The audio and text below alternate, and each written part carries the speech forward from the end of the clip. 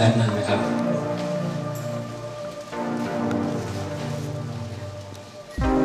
ขออนุญาตกล่าวต้อนรับอาจารย์นะครับแล้วก็กราบสวัสดี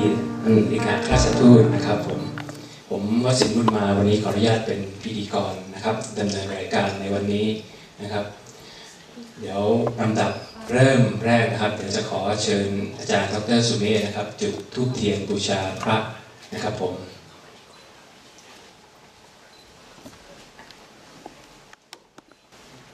ขอเชิญทุกท่านพนมมือขึ้นนะครับ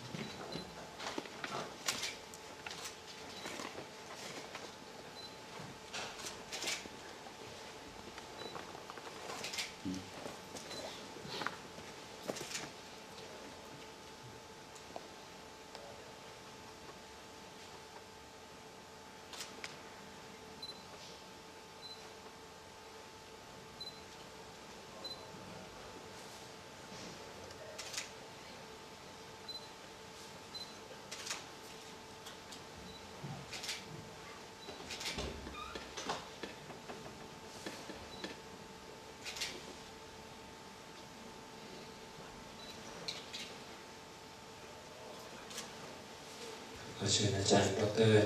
นั่งที่ครับผม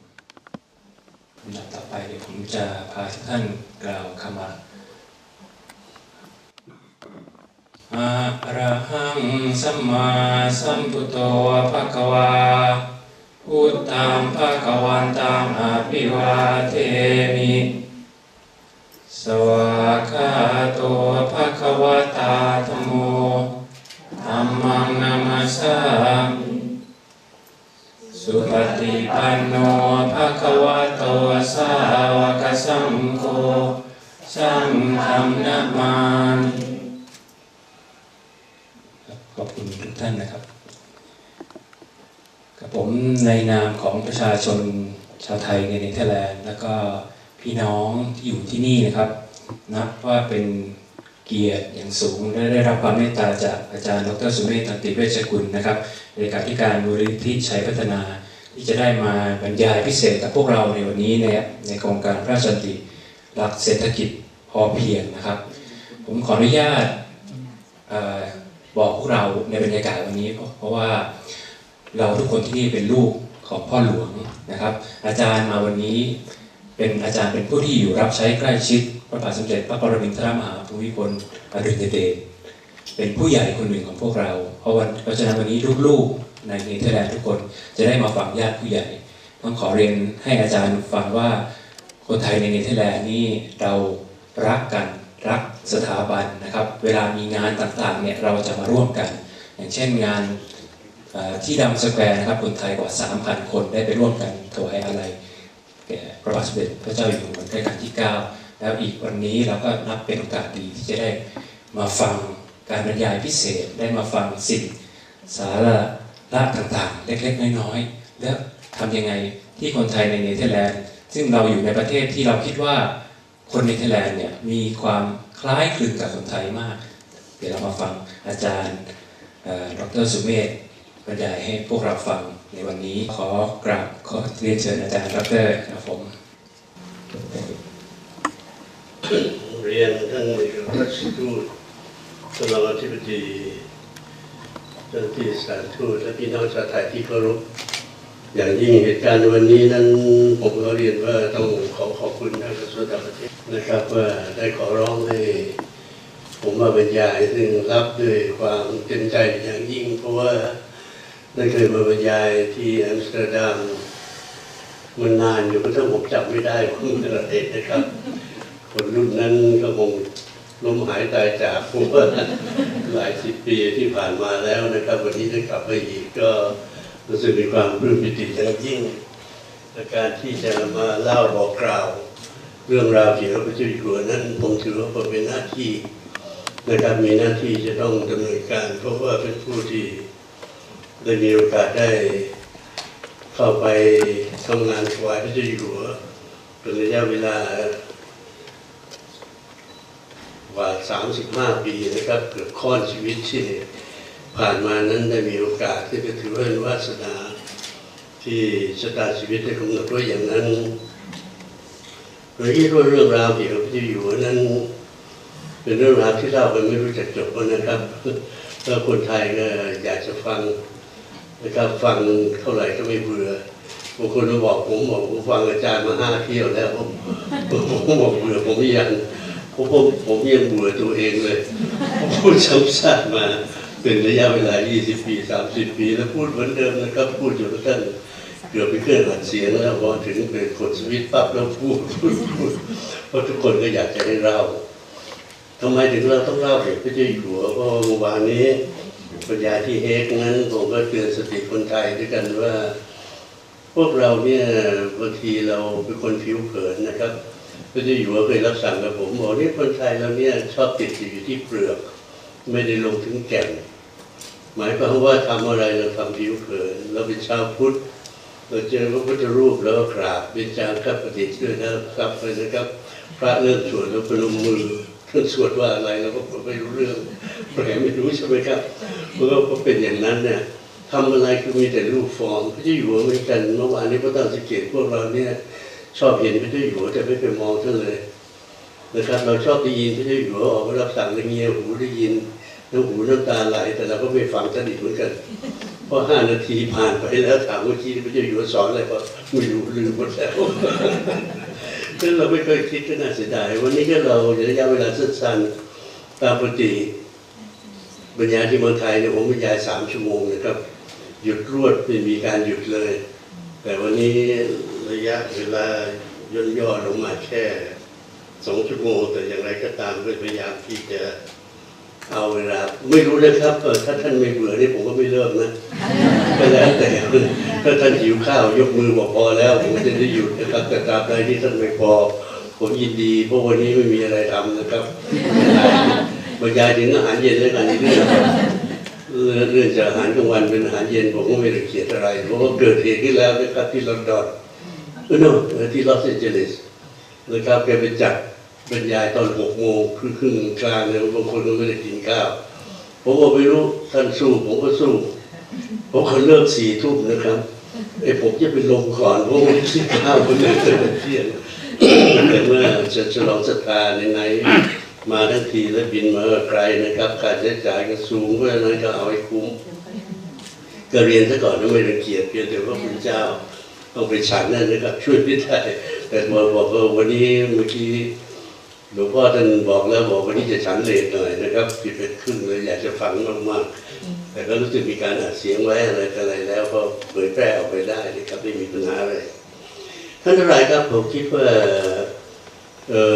เรามีระบบพระมหากษัตริย์นั้นเราก็ไม่ได้โดดเดี่ยวในโลกนี้นะครับทั่วโลกนี้มีอยู่30-40 แห่ง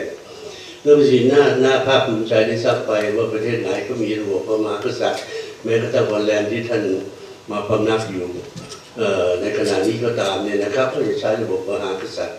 ความแตกต่างว่ามีกับไม่มีนั้นมันก็อยู่ที่ว่าประเทศไหนมีนั้นก็เป็นประเทศที่มีประวัติศาสตร์ยาวนานเป็นประเทศเก่ามีจารีตประเพณีวิวัฒนธรรมแตกต่างไปกว่าประเทศใหม่ๆประเทศใหม่ๆก็ไม่รู้จะไปหาอะไรที่ไหนก็เลยต้องออกเป็นรูปประธานาธิบดีบ้างอะไรบ้างนะครับเพราะฉะนั้นเราอย่าไปเปรียบเทียบกันนะครับที่มาที่ไปของแต่ละประเทศนั้นไม่เหมือนกันเลยเพราะฉะนั้นสิ่งต่างๆที่เกิดขึ้นนี้มันสอดคล้องกับประวัติศาสตร์จารีตประเพณีค่านิยมแต่อย่างไรก็ตามหลักประชาธิปไตยก็มีอย่างบ้านเรานี่ก็ใช้คำว่าพระมหากษัตริย์อยู่ใต้รัฐธรรมนูญนะครับหมายความว่าหลักการปกครองประเทศแล้วก็เป็นประเทศที่อารยะนะครับเหมือนกับประเทศอื่นๆเหมือนกันเพราะฉะนั้นใช้ระบบประชาธิปไตยจุดการปกครองนั้นความได้เปรียบของการที่จะมีพระมหากษัตริย์คือจะมีองค์กรกลางอันหนึ่งเกิดการขัดแย้งอะไรเกิดขึ้นปั๊บเนี่ยเราก็จะมีพระบาทสมเด็จอยู่หัวลงมาทำให้เหตุการณ์คลี่คลายจำ14 ตุลาได้ไหมนะครับคนไทยลุกขึ้นฆ่ากันพระเจ้าอยู่หัวออกทีวีเท่านั้นทุกอย่างสงบเลยจำพฤษภาธมิฬได้ไหมนะครับพลเอกสุจินดาพลตรีจำลองทะเลาะเบาะแว้งไล่ยิงกันคนเริ่มล้มตายพระเจ้าอยู่หัวออกมาก็หยุดทันทีอันนี้เป็นข้อจุดเด่น ผมไม่เชื่อประเทศที่ไม่มีแล้วจะทำได้สำเร็จนะครับเพราะระบบประชาธิปไตยนั้นคนมาแล้วก็ไปแล้วก็เลือกใครมาก็ได้แม้ว่าส่วนคนสติไม่ค่อยสมประกอบเท่าไหร่ก็ยังถูกเลือกมาเป็นประธานาธิบดีได้นะครับเราพูดไว้แค่นี้ก็แล้วคือไม่ชื่อใครไม่อะไรกันเพราะฉะนั้นระบบประชาธิปไตยความไม่แน่นอนเกิดขึ้นมาแล้วก็ไปมาได้ไปแต่นี้พระมหากษัตริย์เห็นไหมนะฮอลแลนด์ก็ดีอะไรก็ดีก็มีการสืบสันติวงศ์อะไรกันมาเรื่อยๆมีความต่อเนื่องนั้นประเทศต่างๆที่เกิดขึ้นทั่วโลกนี้มีมากมายกายกองนะครับรูปแบบเบสิกเหมือนกันพื้นฐานเหมือนกันแต่ว่ารายละเอียดอาจจะแตกต่างกันบ้างอะไรแต่อะไรกันบ้างก็แล้วแต่ประวัติศาสตร์เดี๋ยวนี้ก็เลยก็จะผ่านไปของประเทศของเรานั้นพอหลังจากเปลี่ยนแปลงการปกครองนะครับในปี 2475 นั้นก็พระมหากษัตริย์ยังอยู่แต่คราวนี้อยู่ใต้รัฐธรรมนูญแล้วเราผ่านจากสมบูรณาญาสิทธิราชย์นะครับมาเป็นแบบประชาธิปไตยแบบสมัยใหม่คือความจริงพระมหากษัตริย์ตอนนั้นโดยเฉพาะรัชกาลที่7นะทรงวางรากฐานไว้แล้วนะครับความจริงพระมหากษัตริย์ของเราตั้งแต่สมัยรัชกาลที่5ก็ทรงเลิกทาสเรื่องอะไรแต่เริ่มก่อนรัชกาลที่6เองเนี่ยนะครับก็ถึงขนาดสร้างเมืองเพื่อการฝึกซ้อมประชาธิปไตยไม่ใช่คิดวันนี้ปฏิบัติวันนี้แล้ววันพรุ่งนี้จะปฏิบัติได้นะครับทุกอย่างเป็นต้องเรียนรู้ว่าเหมือนวิชาการทั่วไปท่านถึงขนาดสร้างเมืองดุสิตธานีอะไรต่างๆเนี่ยนะครับเพื่อให้ฝึกให้ชินและให้สามารถปฏิบัติได้อย่างนี้เป็นต้นในรัชกาลที่7ก็วางเลยนะครับแต่ว่าพวกเรามีกลุ่มนักเรียนนอกกลุ่มนึงนะครับก็ใจร้อนอยากจะเปลี่ยนเร็วๆโดยไม่ได้คำนึงถึงความพร้อมของประชาชนสุดท้ายก็มีการเปลี่ยนแปลงการปกครองแล้วพอเมื่อเปลี่ยนแปลงการปกครองเสร็จแล้วก็เกิดอุบัติเหตุที่คนไทยก็เสียใจทุกคนนะครับก็รัชกาลที่8ก็เสด็จขึ้นมาครองราชย์สักครู่เดียวก็เสด็จสวรรคตโดยเหตุการณ์ที่คาดไม่ถึงและผลสุดท้ายเราก็ได้รัชกาลที่9การอันหนึ่งเดียวเมื่อวานนี้ไม่ได้เล่าให้ฟังเนี่ยพระเจ้าอยู่หัวรัชกาลที่9เนี่ยพระปรมินทรมหาภูมิพลอดุลยเดชบรมนาถบพิตรท่านได้เคยเล่าให้ผมฟังตอนผมไปถวายงานเนี่ยบอกเราไม่ได้เตรียมพร้อมเลยนะเราไม่มีความพร้อมที่จะขึ้นมาเป็นพระเจ้าแผ่นดินหรอกเราก็เล่นไปวันๆหนึ่งพี่จะเป็นพระเจ้าแผ่นดินแต่วันดีขึ้นดีพี่นอนตายอยู่ในบ้านรับสั่งอย่างรีบง่ายผมฟังนี่ผมขนลุกหมดเลยนะครับอยู่ดีพี่ไปนอนตายอยู่ในบ้านเราก็ไม่ทันตั้งตัวเลยไม่รู้จะทำยังไงก็ขึ้นมานะครับพอในวันนั้นในปี1950นะครับวันที่5 พฤษภาคมเราก็ได้พระเจ้าแผ่นดินที่ไม่ได้เตรียมพร้อมเตรียมองค์ขึ้นมาครองแผ่นดินเลยคือรัชกาลที่9นะครับก็ขึ้นมาและก็โดนรับสั่งโดยประโยคซึ่งพวกเราก็รู้จักตั้งแต่เราเป็นนักเรียนอยู่ในซับไปนะครับไม่ใช่รู้จักในวันนี้หรอกในวันนั้นผมก็อายุ7 ขวบเท่านั้นเองนะครับเราจะครองแผ่นดินโดยทำเพื่อประโยชน์สุขแก่มหาชนชาวสยามประโยคนี้ความจริงน่าเสียดายคนไทยไม่พยายามที่จะตีความอะไรขึ้นมาเป็นประโยชน์ที่ลึกซึ้งมากนะครับเราจะครองแผ่นดินพระองค์ท่านไม่ใช้คำว่าเราจะปกครองแผ่นดินเพราะว่าพระองค์รู้องค์เองว่าไม่มีอำนาจอะไรเลยเพราะนั้นทรงครองแผ่นดินเราใช้คำว่าครองยังไงครับเวลาสุภาพสตรีไทยออกไปแต่งงานเราก็จะใช้คำประโยคว่าออกไปครองเรือนมีใครบังคับให้เวลาแต่งงานใช่ไหมมันอยู่ที่ความรักความเมตตาและเหนือสิ่งใดมีความรับผิดชอบนะครับนั้นก่อนแต่งงานเป็นนางสาวอะไรเตลิดเปิดแต่พอแต่งงานปั๊บมีตำแหน่งเลยเป็นภรรยามีความรับผิดชอบทันทีแล้วพอมีลูกปั๊บความรับผิดชอบขยายขึ้นไปอีกแล้วก็เลื่อนตำแหน่งไปเรื่อยๆนะครับซึ่งไม่ค่อยอยากเลื่อนเท่าไหร่เราเป็นย่าเป็นยายเป็นทวดที่ไม่ค่อยอยากเลื่อนนะครับอาจจะอยากจะรอไว้ก่อนแต่ว่าช่วยไม่ได้นะครับถึงอยากก็ต้องเลื่อนไปอย่างนี้ความรับผิดชอบขยายไปด้วยพระองค์ท่านเหมือนกันพระองค์ท่านเหมือนพ่อที่ขึ้นมาดูแลเนี่ยไม่มีอะไรบังคับไม่มีอำนาจแต่มีความรักความเมตตาและเหนือสิ่งใดมีความรับผิดชอบในฐานะประมุขของประเทศเมื่อท่านดูแลอะไรดูแลแผ่นดินพวกเราแผ่นดินเราอาจจะเห็นเป็นนามธรรมแต่ความจริงไม่ใช่เลยนะครับส่วนประกอบของแผ่นดินคืออะไรก็ดินน้ำลมไฟก็ดินน้ำลมไฟสำคัญกับเราไหมเดี๋ยวเที่ยงเนี่ยนะครับอีกสักประเดี๋ยวเนี่ยนะครับวันนี้ผมสอนแทน แทนหลวงพ่อนะวันที่ตักข้าวใส่จานเสร็จอะไรเสร็จแล้วผมจะร่วมรับประทานกับท่านด้วยนะอย่าเพิ่งกินโยนิโสก่อนใช่ไหมหลวงพ่อนะโยนิโสก่อนนั่งดูในจานเนี่ยข้าวมันไม่มีดินไม่มีน้ำไม่มีอากาศมีข้าวมันในจานแล้วไหมต่อให้เราพกเงินเต็มกระเป๋ามันมีอะไรจะซื้อนี่คุณอดตายไหมเห็นไหมครับเพราะฉะนั้นทุกสิ่งทุกอย่างที่เราเป็นเราอยู่อะไรรู้แล้วมาจากดินน้ำลมไฟทั้งนั้นเนี่ยนั่งอย่างนี้ก็ยังกินอยู่เลยแล้วมนุษย์ที่แปลกเลยครับกินแต่ของมองไม่เห็นจนกระทั่งจับต้องได้เนี่ยตอนนี้กินของยองมองไม่เห็นอยู่กินอะไรอยู่อากาศก็กินไปทำลายไปด้วยนะสูดอากาศเข้าไปเก็บออกซิเจนของดีไว้แล้วก็คายคาร์บอนไดออกไซด์มาเลยน้ำนี่ดื่มไหมครับของเหลวแล้วตอนนี้หลังจากของมองไม่เห็นแล้วมาจับข้องต้องได้นะน้ำนี่ดื่มไหมครับดื่มเสร็จแล้วสักพักหนึ่งไปทำอะไรไปฉี่รถเป็นดินอาหารกินตอนเช้ากินกลางวันกินเย็นนี้ไม่เกินพรุ่งนี้เช้าถ่ายรถเป็นดินนี่เนื้อข้าวของที่อยู่บนโต๊ะบนเก้าอี้อะไรมาจากเป็นดินทั้งนั้นน่ะเพราะฉะนั้นไม่ใช่ตังในกระเป๋านะครับตังในกระเป๋ามันจะมีได้ก็ต่อเมื่อดินน้ำลมไฟเราอยู่ในสภาพสมบูรณ์ท่านเปิดร้านอาหารดูสิครับทุกอย่างมีแต่ดินน้ำลมไฟเท่านั้นเลยแล้วก็กินเสร็จใช้เสร็จกลับคืนสู่แผ่นดินอีกเพราะพระนาทีพระเจ้าอยู่หัว70 ปีที่ผ่านมาท่านทุ่มเทดูสิ่งต่างๆเหล่านี้นะครับดูสิ่งต่างๆนี้ให้มันอยู่ได้ดินให้มันอยู่ได้ดินพัฒนาจะฟื้นฟูกลับมายังไงป่ามันก็ต้องเป็นที่เก็บน้ำอะไรแต่อะไรเราก็ตัดไปเพื่อคิดถึงแปลสภาพเป็นเงินหมดเดี๋ยวที่ทำกันอยู่ทุกวันนี้แปลสภาพเป็นเงินหมดแล้วผลสุดท้ายลูกหลานจะเอาอะไรกินอย่าว่าแต่ลูกหลานยุคเรานี่มันชักจะแย่แล้วนะเป็นน้ำปิงวางยมน่านถูกทำลายไปสิ้นเลยเจ้าพระยาก็ตายกรุงเทพไม่ใช่จะอยู่ได้นะทางเหนือตายข้างล่างก็ตายด้วย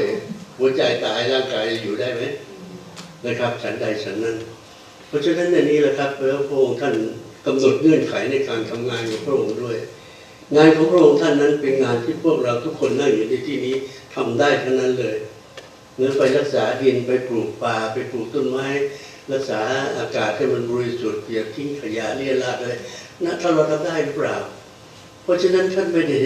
ทำอะไรแต่อะไรนอกเหนือหน้าที่ของความเป็นพลเมืองคนไทยคนหนึ่งเลยนะครับท่านทำแต่ท่านทำเต็มที่เมื่อวานนี้เล่าให้ฟังเลย8 เดือนวันนี้ขอทบทวนความจำนะครับ8 เดือนต่อปี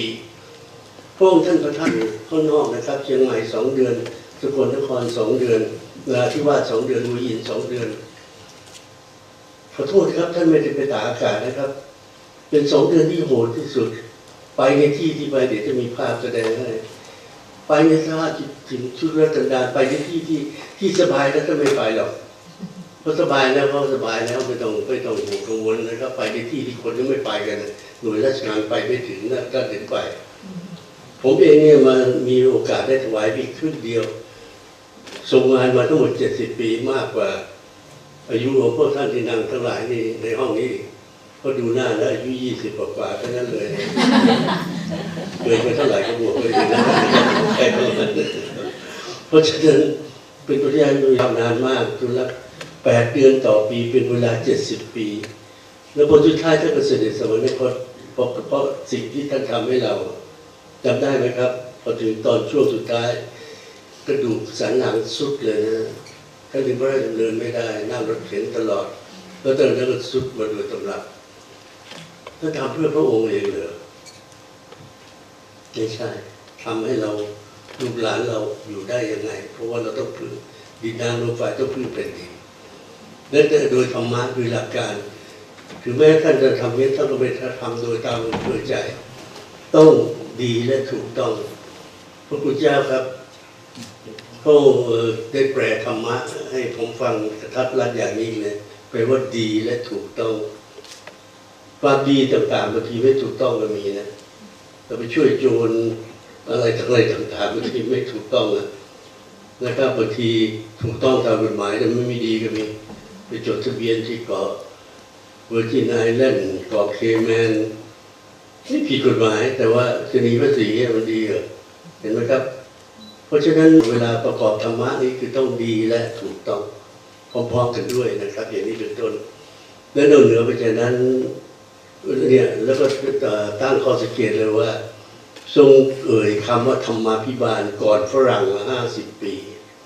ฝรั่งเพิ่งมาพูดเมื่อตัวปี40นี่เอง Good Governance แล้วก็แปลว่าธรรมาภิบาลเรื่องอบรมกันใหญ่เลยแต่พระองค์ท่านใช้คำสั้นๆว่าธรรมะคือจะทำอะไรต้องดีและต้องถูกต้องด้วยพร้อมๆกันและทรงไม่บอกว่าความจุดหมายของเราไม่ใช่ความร่ำรวยไม่ใช่ความมั่งคั่งแต่พระองค์ท่านใช้คำว่าประโยชน์สุขแทนมีเงินเท่าไหร่ไม่สำคัญนะครับเราใช้เงินยังไงเราใช้เงินทุกบาททุกสตางค์ให้เกิดประโยชน์หรือเปล่าถ้าเกิดประโยชน์แล้วมันก็ก่อให้เกิดความสุขเห็นไหมครับมันกระโดดข้ามขั้นไปถึงจุดนั้นเลยอันนี้ก็เป็นสิ่งที่ท่านประวรณาไว้แล้วก็เสร็จแล้วพระองค์ท่านก็ได้ทำตามที่สัญญาทุกประการเลยทุ่มเทแม้กระทั่งใช้ชีวิตของพระองค์ท่านเนี่ยถ้าจะถามวันนี้ว่าพระมหากษัตริย์มีอำนาจอะไรถ้าคิดว่าเราจะมีอำนาจพระมหากษัตริย์ทั่วโลกเลยนะครับจะเป็นควีนอลิซาเบธจะเป็นคิงของฮอลแลนด์ของใครก็แล้วแต่มีอำนาจเหมือนกันมีอำนาจ3 ประการเนี่ยคือ1อำนาจในการแนะนำ the right to advise นะครับแล้วมาใครมาขอคำปรึกษาก็ต้องให้ the right to be consulted ชาวไร่ชาวนาเขียนจดหมายไปขอปรึกษาท่านได้นั่นเป็นที่มาของโครงการพระราชดำริคืออย่างนี้แหละชาวบ้านลุงมาเขียนจดหมายมาเขาเรียกไปฎีกาถวายฎีกาแปลภาษาชาวบ้านเขียนจดหมายถึงท่านนะครับท่านดูจะมีเหตุผลท่านก็ไปช่วยนะครับเพราะฉะนั้นใครขอได้ทั้งนั้น the right to warn คือเมื่อมีภัยอันตรายมาสู่ประเทศแล้วต้องออกมาเตือน14 ตุลาท่านออกมาเตือนนะครับพฤษภาคมท่านออกมาเตือนวิกฤตเศรษฐกิจท่านออกมาเตือนแนะนำให้ใช้เรื่องเศรษฐกิจพอเพียงเห็นไหมครับอันนี้คือหน้าที่พระมหากษัตริย์ท่านครับวันแรกผมไปถวายงานในปี2524นั้นท่านก็สอนผมแล้วตอนที่สอนเรื่องวิชาการเรื่องอะไรต่ออะไรเพราะผมไม่มีนะครับผมจบเมื่อกี้เล่าให้ท่านทูตกับหลวงพ่อฟังนะผมจบรัฐศาสตร์การทูตผมควรจะเป็นทูตจะใช้ชีวิตอยู่เมืองนอกตลอดไปฝันแบบเด็กหนุ่มตอนนั้นแล้วก็มีชีวิตกลัวๆรู้ๆก็ได้ไปนอกสมใจคือไปบ้านนอกตลอดเลยเขาไม่เคยไปนอกนานๆทีก็ชวนต่างประเทศเชิญบางทีก็ได้มาก็เข้าที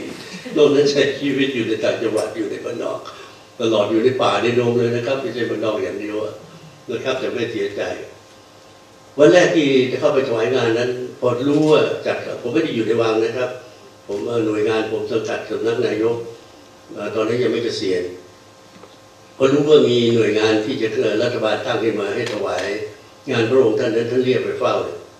ท่านเรียกไปเฝ้าท่านมองผมอยู่นานนั่งมองเลยขอบใจนะที่จะไปช่วยฉันทำงานแต่ฉันบอกซะก่อนนะว่ามาช่วยฉันทำงานฉันไม่มีอะไรจะให้นอกจากความสุขที่จะมีร่วมกันในการทำประโยชน์ให้กับผู้อื่นนะผมมึนพอสมควรนะเพราะอะไรเวลาเราพูดความสุขมันต้องทำให้ตัวเองใช่ไหมเอาตัวเองไปเที่ยวเอาตัวเองไปช้อปปิ้งเอาตัวเองไปทำอย่างนี้นี่การความสุขกับการมาทำให้คนอื่นเขาอันนี้เป็นประโยชน์ที่ฉีกแนวจากชีวิตที่เคยรับรู้มาเลยแล้วตอนนั้นเราก็ปฏิบัติแล้วเห็นพระองค์ท่านทำให้ดูเนี่ยไม่เคยนึกถึงพระองค์เลยฝนตกแดดออกร้อนทางระบาดตำรวจไปเพื่อทำประโยชน์เรื่องคนอื่นเนี่ยเมื่อวันนี้ผมก็ติดเป็นนิสัยแล้วที่กระทรวงต่างประเทศบอกอาจารย์ขอให้ไปเที่ยวไปช่วงไหนที่ว่าง4 วันนะเดินทางหัวท้ายวันหนึ่งแล้วเมื่อวานนี้ทำงานที่อัมสเตอร์ดัมเดี๋ยวพรุ่งนี้กลับแล้วก็กลับปั๊บที่ไปนอนพักนอนเพิ่มตามทั่วไปนะบางคนว่าแต่งเนื้อแต่งตัวเสร็จไปแล้วงานจนถึงค่ำเลยวันรุ่งขึ้นตื่นแต่เช้าไปรอรับเสด็จสมเด็จพระเทพที่อัมพวามีงานตลอดแต่ว่าทำไหวเพราะวันนี้อายุแค่80เท่านั้นเองยังหนุ่มแน่นนะครับเป็นการมานิดหนุ่มอยู่ในที่มันถามมันมาเรือนไม่ได้สูงอายุเลยแต่ว่าไม่เป็นไรเราทำไหวเราทำนะครับแล้วไม่ต้องนึกถึงตัวแล้วพอสุดท้ายตัวเองก็ได้กุศลไม่ใช่ไม่ได้อะไรเลยนะครับได้ครับได้กุศลอันนี้คือสิ่งที่เรียนรู้นี่เราครองเป็นดินได้อธิบายแล้วเราครองเลยก็คือท่านดูแลเนี่ยดินที่มันเสียไปแล้วกลับคืนมาด้วยวิธีการกู้ดินนี่ทำแปลกๆนะครับเวลาดินพังทลายนักวิชาการบอกต้องเอารถแทรกเตอร์มาตัดเป็นขั้นบันไดท่านบอกเอาหญ้าแฝกมาปลูกหญ้าแฝกนี่เรานึกถึง นี่มันยาแฝดนี่ไปใช้มูลค่าอย่างเดียวใช่ป่ะแต่เนี่ยแล้วก็ท่านกับเอาหญ้ามาเป็นประโยชน์ท่านบอกยาแฝดเป็นหญ้าธรรมะยาคายาอาธรรมนะครับยาคาเป็นลาบทุ่งอะไรต้นไม้แต่ยาแฝดปลูกต้นไหนก็อยู่ตรงนั้นนะครับลงลึกอย่างเดียวเลยนี่พอทดลองได้สำเร็จได้ประโยชน์ขึ้นมาดินไม่พังทลายแล้วทำให้ดินดีขึ้นเพราะมันลาบมันลงไปลึกมากเอาน้ำลงไปใต้ดินเอาไนโตรเจนจากอากาศลงไปทำดินเดินดีขึ้นท่านบอกเอาไปขยายผลต่อชาวบ้านก็ไปแนะนำชาวนาบอกนี่บริเวณขอบทำนาอะไรปลูกหญ้าแฝกนะชาวนามองหน้าผมปลูกข้าวยังไม่พอแดกปลูกหญ้าแฝกจะเหลืออะไรวะผมไม่แนะนำให้ปลูกหญ้าใช่ไหมเพราะผมไม่รู้จักนะมันคืออะไรเราก็โดนด่าเป็นฟรีบอกมันประกาศลงทุนบอกเป็นแนะนำก็แล้วก็ด่าไม่รู้เจ้าบอกไปทำให้เขาดูเราก็ทำแปลนทำให้เขาดูตอนนี้ทุกคนปลูกหมดแล้วดูประโยชน์แรกใบหญ้าใบเยื่อเด่นแล้วตากแห้งมาทำเครื่องจักสารได้ผลประโยชน์อะไรเพิ่มเติมไปอีกเพราะในการอนุรักษ์อะไรท่านไม่ใช้เทคโนโลยีท่านใช้ธรรมะคือธรรมชาติอยู่รอบๆตัวเนี่ยดินมันมีต้นไม้เลยแล้วเจอน้ำเสียแต่ที่จะตั้งโรงบำบัดน้ำเสียเป็นพันๆล้านดูที่มีพืชอะไรมากรองไว้เดี๋ยวจะมีป่ะแสดงให้ดูอย่างนี้เป็นต้นใช้ธรรมะเข้าแก้ไขธรรมะ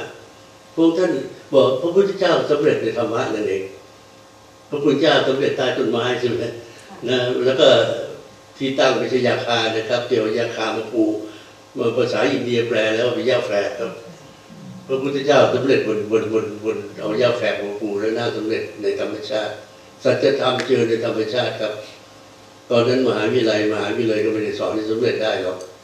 สอนให้ได้กระดาษกลับบ้านใบนึงนะครับแต่ว่าไม่ใช่ความสำเร็จในชีวิตความเข้าใจสำเร็จชีวิตก็มีอีกเรื่องหนึ่งเพราะนั้นทุกอย่างทีนี้เมื่อวานนี้ก็เล่าเหมือนกันนะบอกว่าคนมาท้าผมเพราะวันนี้พวกเรารู้กันอยู่แล้วนะว่าทั้งชีวิตของพระองค์ท่าน70 ปีนั้นพระเจ้าอยู่หัวสร้างงานถึง4,400 กว่าโครงการไม่น่าเชื่อคนเดียวเนี่ยนะครับสร้างโครงการได้ถึง 4,000 กว่าโครงการก็เยอะเล่ากันทั้งปีก็ไม่จบอ่ะก็มีคนมาท้าผมบอกเนี่ยเห็น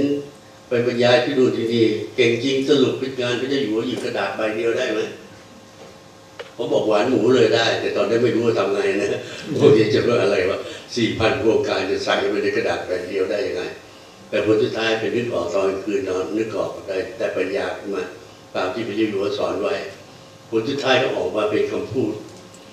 ดังกล่าวนี้คืออะไรจากน้ำพาผ่านภูผาสู่มหานาทีงานพระเจ้าอยู่หัวนั้นเริ่มจากบนท้องฟ้าผ่านภูเขากลางเขาไปถึงที่ราบผ่านเมืองออกทะเลเลยคือครบวงจรชีวิตกับพวกเรานะครับแล้วถ้าตีเป็นภาพออกมาให้ท่านเห็นชัดเจนก็เป็นภาพอย่างเงี้ยขออภัยมันไม่สวยเพราะว่าไม่ใช่ศิลปินท่านครับสิ่งที่ท่านเริ่ม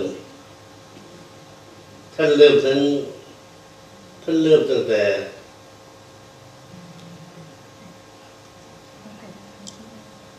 ไม่มีแสงออกมาด้วยเริ่มจากขบวนนี้นะครับเห็นไหมไม่เป็นไรมีเท้าลุกได้ท่านครับงานของท่านเริ่มจากบนฟ้าเลยเวลาเราเหลียวมองท้องฟ้าได้เลยเห็นอะไรครับเห็นเมฆท่านเห็นน้ำครับเห็นว่าสายตาการมองนี่ต่างกันแล้วเราเห็นเมฆท่านเห็นน้ำด้วยการพัฒนาด้วยการรู้จักให้แล้วก็รู้จักให้นั้นท่านคิดเลยจะเอาน้ำที่บนท้องฟ้านั้นลงมาให้ชาวบ้านใช้ได้อย่างไรเป็นโครงการฝนหลวงวิธีการทำให้ฝนตกง่ายที่สุดเลยครับเอาโซเดียมคลอไรด์หรือคอร์บอเนตไม่รู้นะแต่แปลภาษาไทยว่าเกลือ พูดภาษาธรรมดาดีกว่าเอาเกลือไปโรยครับไอ้เกลือนี่มันความชื้นใช่ไหมมันเจอน้ำมาดูดพอดูดเป็นเม็ดแล้วมันก็ตกมาข้างล่างง่ายๆเลยพอฝนตกมาข้างล่างผมจะเอาน้ำเป็นมะกุเทศพาท่านไปดูงานพระเจ้าอยู่หัวนะฝนหยดมาก้อนแรกนี่หยดแรกนี่ไปเจอที่ไหน เจอภูเขาสูงใช่ไหมเจอราคาก่อนทำหน้าที่แรกเลยคือปลูกป่าบนยอดเขานี่คือป่าอนุรักษ์แล้วในยุโรปอะไรนี่เรามองภูเขาตอนนี้เมืองจีนหรือขามาเลยบินผ่านรัสเซียผ่านอะไรมาขาวโพลนหมดแล้วมีหิมะกองอยู่บนยอดเขาพอหน้าแล้งก็ละลายมาให้คนข้างล่างได้ใช้บ้านเราไม่มีหิมะเพราะนั้นก็ต้องมีป่าก็จะดูดอมน้ำมาไว้แล้วปล่อยนะแล้งจะปล่อยลงมาให้เราใช้โดยเขายอมตายนะเขาสละใบเห็นไหมเห็นไหมสละใบในต้นไม้สละใบเพื่อถนอมน้ำในตัวให้มนุษย์ใช้เพราะฉะนั้นเราต้องกตัญญูต่อต้นไม้นะแล้วเขาสลัดใบเพื่อเสียสละน้ำให้เรานะครับเพราะฉะนั้นลงไปเนี่ยก็ทำหน้าที่แรกพอมาถึงกลางเขาปั๊บอนุญาตให้พักนิดหนึ่งอยู่ก็จะอยู่นี่ต้องได้ประโยชน์สูงสุดและต้องขยันนะครับน้ำมาพักอยู่กลางท่านสร้างอ่างน้ำไว้ที่กลางเขาเลยพอได้น้ำพักได้อะไรครับของแถมอะไรปลา ได้โปรตีนขึ้นมาแล้วสำหรับชาวบ้านนะครับพอพักสักประเดี๋ยวหนึ่งแล้วก็นอกจากนั้นมันยังซึมสร้างความชื้นทำให้ป่าข้างบนนี้เกิดความชื้นอีกปลูกป่าที่สองครับป่าที่สองนี่เรียกว่าอะไรครับป่าเศรษฐกิจครับมันเป็นสวนเงาะสวนลำไยมังคุดลิ้นจี่ในภาคเหนือลำไยแล้วไม่รู้ครับผลไม้เศรษฐกิจทั้งหลายทั้งปวงที่เราปลูกกันแต่มันก็คือป่าใช่ไหมพอปลูกเยอะๆมันก็คือป่านั่นเองนะครับเพราะฉะนั้นได้ประโยชน์ด้วยใช้งานได้ด้วยนะครับจนกระทั่งมาถึงตีเขาไม่ยอมให้ไปครับแต่ให้พักนิดนึงเพื่อจะหัวกั้นเขื่อนไว้เอาเหนื่อยมามากแล้วพักก็หน่อยได้ปลาอีกครั้งแล้วเห็นไหมเดี๋ยวน้ำหยดเดียวปลูกป่าข้างบนเลี้ยงปลาถัดมาปลูกป่าเศรษฐกิจต่อเลี้ยงปลาอีกครั้งหนึ่งได้ประโยชน์มหาศาลเลยแล้วคราวนี้ปล่อยเข้าที่ราบนะครับที่ราบอะไรครับเข้าไร่นานะครับมีไม้เผาดอกไม้ผลอะไรต่ออะไรข้าวเกลือแล้วรับประทานเลี้ยงสัตว์เลี้ยงเสืออะไรบนที่ราบดีทั้งหมดแล้วลงไปอยู่ในแม่น้ำไม่ได้เกิดเลี้ยงอะไรเลี้ยงคนเมืองนี่ไม่ผิดนะครับบริโภคอย่างเดียวบริโภคเสร็จถ่ายบริโภคเสร็จถ่ายมันก็เป็นอย่างเงี้ยนะครับแต่ไม่ผิดแต่คนข้างนอกนี้ต้องรับสั่งไว้คนชนบทอยู่ได้คนกรุงอยู่ได้คนในชนบทอยู่ไม่ได้คนกรุงตายเพราะในเมืองไม่มีผิดอะไรเลยมีแต่ใช้อย่างเดียวกินอย่างเดียวนะครับเหมือนกันเพราะฉะนั้นในเมืองพอกินเสร็จเลยถ่ายครับเป็นน้ำเสียไม่จะอยู่ไปตามล้างการเช็ดอีกนะขอโทษมีโครงการบำบัดน้ำเสียอีกมีมาจากเพชรบุรีไหมใกล้เพชรบุรีเพื่อนบ้านผมนี่บ้านเกิดเดียวกันนะครับยินดีที่รู้จักแล้วเบี้ยรู้จักไหมอยู่ติดบ้านครับอะไรนะอยู่ติดบ้านครับติดบ้านเลยโอเคพาเพื่อนไปเที่ยวกันนะครับท่านประกวดโครงการเนี่ยท่านแสดงให้ดูบำบัดน้ำเสียโดยวิธีการธรรมชาติไม่มีเครื่องจักรเครื่องคนเลยเราพบว่ามีพืช22ชนิดสามารถฟอกน้ำได้ไม่ต้องลงทุนไม่ต้องสั่งซื้อของจากเมืองนอกใช้ธรรมชาติที่มีอยู่นี่แหละไอ้บำบัดและสวยงามด้วยนะครับสวยงามเนี่ยเมื่อกี้นี้ก่อนมาถึงก่อนเวลาผมเดินรอบๆนี่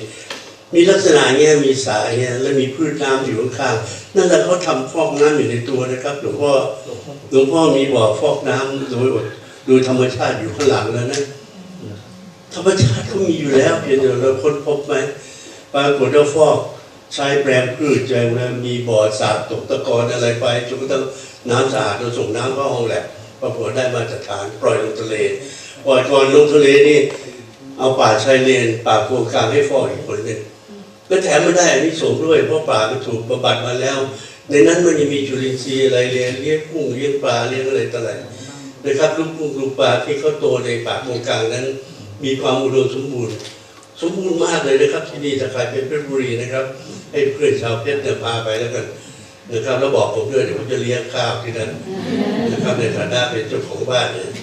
นะครับปรากฏว่ามันก็ไปโตในทะเลเราจับไปกินพระเจ้าอยู่หัวทำงานครบวงจรหมดวงจรของชีวิตไม่ว่าคุณจะอยู่บนเขาคุณอยู่กลางเขาคุณอยู่ตีนเขาคุณอยู่ในเมืองอะไรพระเจ้าอยู่หัวตามไปแม้กระทั่งปลดถ่ายของเสียมาท่านก็ไปตามบำบัดให้นี่คืองานพระเจ้าอยู่หัวที่อุทิศทั้งชีวิตของพระองค์จะทำประการนี้ตอนนี้ท่านไม่อยู่แล้วนะ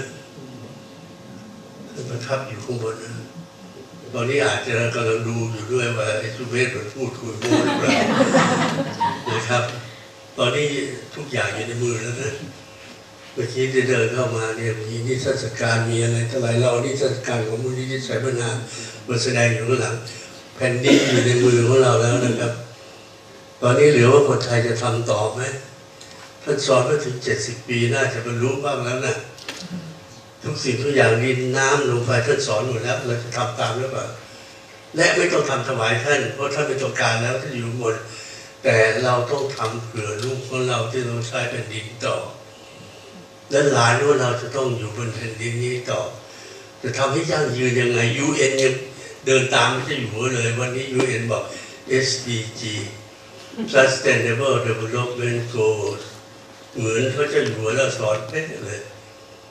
เพราะโคฟี่อนันต์นั้นเอารางวัลมาถวายพระเจ้าอยู่หัวสอนโคฟี่ไว้เวลานี้ฝรั่งบางค่าเข้ามาเรียนจากเมืองไทยเพราะเวลานี้โลกทั้งโลกยัง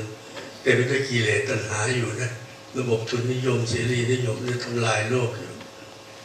นะครับจนกระทั่งประเทศมหาอำนาจบางประเทศไม่แข็งแล้วลูกจะร้อนเรินแล้วก็ตัวฉันมา first เราไม่บอกใคร first นะบอกมี first มี first นะครับอย่างนี้เป็นต้นไม่แคร์โรคร้อนโรคเลือดข้างหัวมันนะครับแม้ถ้าเห็นโลงศพยังไม่หลั่งน้ำตาเลยผมก็ไม่รู้จะว่าอย่างไรนะครับไม่ทำผิดชอบแต่พี่หัวแสดงให้ดูแล้วท่านครับสมัยก่อนนี้ท่านเริ่มตั้งแต่วันเกือบวันแรกๆที่เสด็จครองราชย์ท่านอยู่เฉยไม่ได้แล้วท่านต้องทรงงานเพราะนั้น1952เนี่ย2 ปีถัดมานั้นท่านเริ่มออกงานเลยนะครับที่ห้วยมงคลในวันนั้นเนี่ยในปี52นั้นเดินทางจากหัวหินไปวัดมงคล5 ชั่วโมงครับวันนี้เดินทางในเส้นทางเดียวกัน15 นาทีกับ5 ชั่วโมงเพราะว่าหนทางตอนนั้นเป็นยังไงครับนี่ครับที่ท่านไปท่านบอกรถก็ไม่มีนะตอนนั้นเราต้องไปยืมครับราชเลขาก็ไม่มีอะไรสักอย่างที่ขึ้นมาคลอดของขึ้นมาเสด็จขึ้นครองราชอย่างจะปัจจุบันทันด่วนไม่มีเครื่องไม้เครื่องมือไม่มีรถมีแล้วต้องไปยืมครับพระเจ้าแผ่นดินต้องไปยืมครับแต่ก็เอาแล้วก็ทำตลอดติดลมต้องเขียนไว้มันต้องใช้เวลา5 ชั่วโมงนะครับแล้วเสร็จแล้วโครงการแรกๆก็เกิดขึ้นคือที่เขาเต่านี่ใช้เงินก้อนแรกเงินส่วนพระองค์นะท่านขายโน้ตเพลงขายโน้ตเพลงให้กระทรวงศึกษาได้เงินมา60,000ก็เอาเงิน60,000เนี่ยมาสร้างอ่างเก็บน้ำไปนี้เพราะตอนนี้ไม่มีสำนักงานกปรสำนักงานโครงการพระราชดำริอะไรไม่มีงบประมาณของราชการก็ไม่มีท่านก็ใช้เงินของท่านเนี่ยไปสร้างงานใช้อยู่นั่นทุกวันนี้ชาวหัวหินได้อาศัยน้ำจากเขาเต่าเนี่ยนะใช้จนกระทั่งถึงปัจจุบัน50 60 ปี70 ปีมาก็ใช้อย่างนี้ในชีวิตเนี่ยก็นานมากนะครับแล้วก็ทุกวันเหตุการณ์ประจำเลย7 เดือนต่อปีเนี่ยผมไม่ได้อยู่บ้านเลยนะกระเป๋าเนี่ยวางไว้3 ใบนะทางเหนือกระเป๋าทางเหนือพวกเครื่องแต่งกายมันเป็นหน้าหนาวก็แบบนึงกระเป๋าอีสานกระเป๋าใต้จะมีเสื้อฝนพอเจอฝนแน่พอวางกระเป๋านี้คว้าอีกกระเป๋าไปเลยลูกเมียบางทีจำไม่ได้ไม่มีเราหรือเปล่าเดินเข้าน้าเนี่ยจำไม่ได้เนี่ยหมามันยังเห่าผมเลยเขาจำไม่ได้เพราะว่าท่านไม่อยู่บ้านเลยเพราะท่านไม่อยู่เราก็ต้องตามนะครับเราก็ตามไปเรื่อยจะทำไม่เป็นไรทำให้คนอื่นเขาทำได้แล้วไปอย่างเงี้ยท่านทรงรถเองอะไรต่ออะไรเองเป็นเรื่องปกติใช่ตอนแรกๆนั้นท่านยังไม่มีท่านบอกแล้วไม่มีเครื่องไม้เครื่องมือท่านก็ใช้อย่างเงี้ยน้ำเกลือต้องสั่งมาท่านก็พระราชทานเงินให้นะครับให้ไปทำน้ำเกลือทำเองโดยไม่ต้องสั่งแล้วก็พระราชทานพระราชควบคุมโรคเรื้อนเหมือนHIVเดี๋ยวนี้คนกลัวมากรังเกียจมากแล้วก็ติดต่อท่านลงทุนไปที่พระประแดงเลยนะที่สถานโรคเรื้อนแล้วคนโรคเรื้อนนี่มือหยิกมือก็ร่วนๆเนี่ยดินน้ำใส่แก้วคือถวายให้แล้วก็ท่านก็ดื่มอาจจะเคยเห็นภาพนะดื่มให้ดูเพื่อประชาสัมพันธ์ว่ามันไม่ได้ติดกันง่ายท่านลงทุนพระองค์ขึ้นขนาดนี้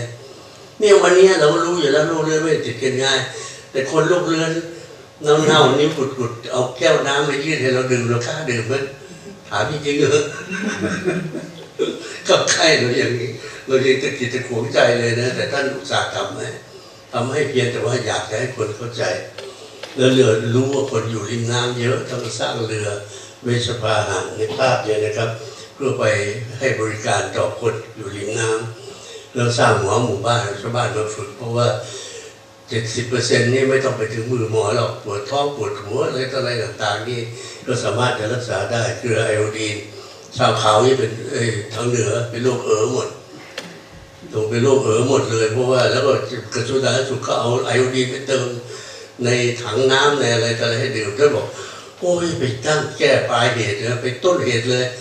สุเมธไปหาเส้นทางเกลือไปเราเคยได้ยินแต่ซิลโรดเส้นทางสายไหมเส้นทางใหม่ใช่ไหมไอ้นี่เส้นทางเกลือก็พวกเขาไปแก้ที่โรงเกลือเลยไปเจอโรงเกลือที่ส่งไปเหนืออยู่โคราชเนี่ยที่เข้าเกลือสินเทามาไม่มีไอโอดีน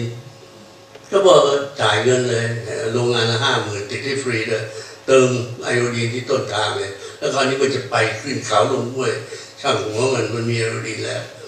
หรือวิธีแก้ไขปัญหาเอาง่ายๆเนี่ยเล่นที่ต้นต่อแต่นี่ไปนั่งแจกตามโรงเรียนทำซ้ำแล้วซ้ำเล่าตลอดชาติไปนะทำต้นต่อเพราะฉะนั้นเกลือเวลานี้มีไอโอดีนหมดแล้วนะครับหมดปัญหาไปอย่างนี้เป็นต้นเนี่ยอีกวันหนึ่งไปจดมูลนิธิชัยวัฒนาที่บนสวนเทื่อเนี่ยผมก็ไม่กล้าบอกพี่ของพี่เจ้าอยู่หัวหรอกเพราะเดี๋ยวก็หาว่าเบ่งเบิกอะไรก็แล้วตอนนั้นปี31คนยังไม่ค่อยรู้จักหน้าผมเดี๋ยวนี้ไปที่ไหนคนก็รู้เลยนะครับหน้าหลัวไปแล้วนะครับตอนนี้พอไปถึงก็ไปยื่นจดมูลนิธิเสร็จแล้วปรากฏว่ามีช่องหนึ่งเจ้าหน้าที่เขาบอกว่าแล้วนายกนี่อาชีพอะไรเจ้าใส่ว่าอาชีพพระเจ้าแผ่นดินมันก็อะไรอยู่นะก็เลยบอกว่าไม่รู้เห็นทำหลายอย่างไม่รู้จะยวนเยินแล้วก็แต่ว่าทำหลายอย่างมากลับมาเล่าให้ฟังว่าวันนี้เกือบจดมูลนิธิไม่ได้เพราะว่าในช่องอาชีพกรอกไม่ได้ไม่ใช่อยู่รับสั่งทีหลังใครก็ถามฉันอาชีพอะไรนั้นให้ใส่ไว้ว่าทำราชการแล้วพวกนี้พวกท่านทูตท่านรองผมเองรับราชการแต่ตัวท่านเองก็ทำราชการทำในตำแหน่งเลยแล้วผลสุดท้ายในปี31ท่านบอกว่าระบบราชการช้าคิดวันนี้ไม่อยากทำวันนี้ได้ต้องส่งผ่านก็ประมาณบัญชีกลางไปได้ตัวเงินมาชาวบ้านเขาตายก่อนแล้วไม่เอาทำแบบงูดีกว่าทำเป็นไหมถามผมทำแบบโง่ผมฟังเป็นโง่ทำแบบโง่ไปรับปากได้ไงเราโง่ตายทำไม่เป็นเลยโง่2 เท่าเลยแล้วหมอก็ทำแบบ NGO ไงแล้วท่านออกเสียเพราะอารมณ์ขันเราต้องตามให้ท่านให้ทันอยู่ตลอดเวลาแล้วหมอเนี่ยทำแบบโง่คือทำแบบ NGO องค์การเอกชนก็เลยให้ตั้งมูลนิธิแล้วมูลนิธิชัยวัฒนาเนี่ยไม่ใช่ไม่มีคำว่าในพระบรมราชูปถัมภ์นะครับเพราะว่าท่านเป็นนายกในพระองค์เองนะครับแล้วก็เลยทำด้วยนะนี่กรรมการชุดแรกตายไปประมาณครึ่งแล้วคนไปก็บอกว่าลมตายก็เป็นแถวมีขนาดผม80นะคิดดูเลยที่เหลือนี่จะถ้าอยู่เดี๋ยวนี้คนจะ100มั้งนะครับอย่างนี้เป็นต้นนะแล้วท่านออกแบบตราของท่านเองนะท่านได้ใช้ว่าชัยพัฒนาท่านบอกการเข้าไปแก้ไขปัญหามันเข้าสงครามกับความยากจนสงครามกับสิ่งแวดล้อมสงครามกับการเผาผลาญปลาอะไรแต่ว่าคราวนี้เราไม่ใช้อาวุธเราใช้การพัฒนาไม่เข็นฆ่ากันแต่ใช้การพัฒนาที่เข้าแก้ไขปัญหานะครับเพราะในช่องแรกคือพระแสงขันธ์ชัยศรีคราวนี้ท่านจะนำทัพเองเข้าไปต่อสู้กับปัญหาของประเทศชาติและประสงค์นิกรของพระองค์นะครับแต่ว่าพระองค์ท่านต้องการกองทัพในช่องถัดไปจะเป็นรูปธงเนี่ยธงกระบี่ตุ๊ดคือหมายว่าท่านอยากได้กองทัพตามท่านและใครอยู่ในกองทัพเนี่ยเป็นทหารเอกของท่านเนี่ยเราทั้งหมดทุกคนท่านอยากให้คนไทยทุกคนไม่ว่าจะอยู่ที่ไหนอยู่ในมุมไหนของโลกตอนเรียกตัวเองว่าเป็นคนไทยแล้วอยากจะให้ร่วมรบกับท่านหน่อยเถอะนะครับอย่าให้ท่านไปรบเดี่ยวเลยไม่ไหวนะครับอันนี้คือสิ่งที่พระองค์ท่านออกแบบไว้เพื่อให้เกิดผลสองอย่างคือพระมหาสังเนี่ยพระมหาสังหลั่งน้ำสู่แผ่นดินคือความเจริญงอกงามความร่ำรวยความมั่งคั่งแต่ว่าความร่ำรวยนั้นจะอยู่เฉยๆลำพังไม่ได้ต้องมีดอกบัวประกบคือต้องมีคุณธรรมประกบด้วยต้องรวยและมีคุณธรรมไม่ใช่รวยเพราะโกงเขาทุจริตคอร์รัปชันไม่เอาท่านก็เริ่มในบ้านของท่านก่อนท่านบอกระวังนะไปแนะนำชาวบ้านก็ทำอย่างนู้นทำนี้เกิดก็ล้มเหลวขึ้นมาเขาแย่นะเพราะนั้นเอาให้แน่นอนท่านก็เลยเอาสวนจิตเนี่ยเป็นวังที่แปลกมากมีช้างม้าวัวควายอยู่ที่นั่นหมดเลย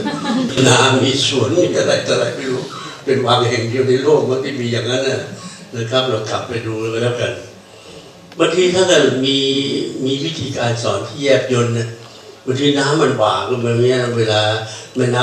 ำปีกวางยมน่านก็ดีหรือเจ้าพระยาก็ดีเวลาหน้าน้ำมานี่น้ำมันท่วมเจิ่งหมดล้นไปข้างทางท่านบอกนี่ไปทำแก้มลิงไปเราก็งงมังคีชีไม่รู้แปลว่าอะไรแก้มลิงไป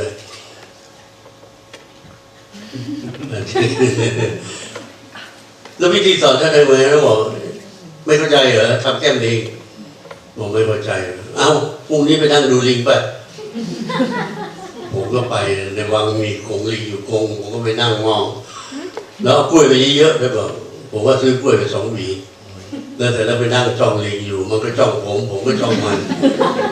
ก็คนนึกว่าไอ้แว่นมาทำอะไรวะเรื่องอะไรต่างๆผมว่าโยนกล้วยมันไปก็กินแปลกมันก็ไม่เห็นมีอะไรแก้เพื่อผมก็ปกติโยน2 ใบกันแล้ว3 ใบกันแล้ว4 ใบกันแล้วก็ไม่มีอะไรไปกินของมันเบื่อโยนทั้ง2 หวีที่ซื้อมาโยนใส่แล้วกลับกาจะกลับแต่ว่าพอกลับแล้วเกิดฉุกคิดขึ้นมาพี่อยู่ว่ารับสั่งอะไรมีเหตุมีผลย้อนกลับไปดูนี่ภาพที่ผมเห็นตุยเลยเพราะกล้วยมันเยอะเหมือนเวลาน้ำมาเยอะๆเพราะนั้นสร้างแก้มลิงคือ2 ข้างลำน้ำเนี่ยทำเป็นสระเก็บน้ำใหญ่ๆหรืออะไรไว้ไหมให้น้ำมันทะลักเข้าไปแล้วทำประตูปิดเลยใช่ไหมจะได้เก็บไว้เหมือนกล้วยไปแล้วเก็บไว้ในกระพุ้งแก้วเวลาก็หิวก็ทยอยไปกินพอหน้าแล้งปั๊บเราก็เอาน้ำในสระใหญ่ที่เราสร้างไว้ออกมาใช้อย่างนี้เป็นต้นนี่บางทีท่านใช้สักสอนบ้างอะไรต่ออะไรบ้างแล้วทุกอย่างเนี่ยที่ผมบอกมันก็เป็นธรรมชาตินั้นนี่บึงมักกะสันน้ำเน่าหมดเลยปักตกชวาเดินข้ามได้เลยเต็มพื้นที่หมดบอกท่านรับสั่งบอกวันนี้จะเล่นอาธรรมสู้กับอาธรรมผมว่าท่านจะเล่นหนังจีนเรื่องอะไรนะครับอาธรรมสู้กับอาธรรม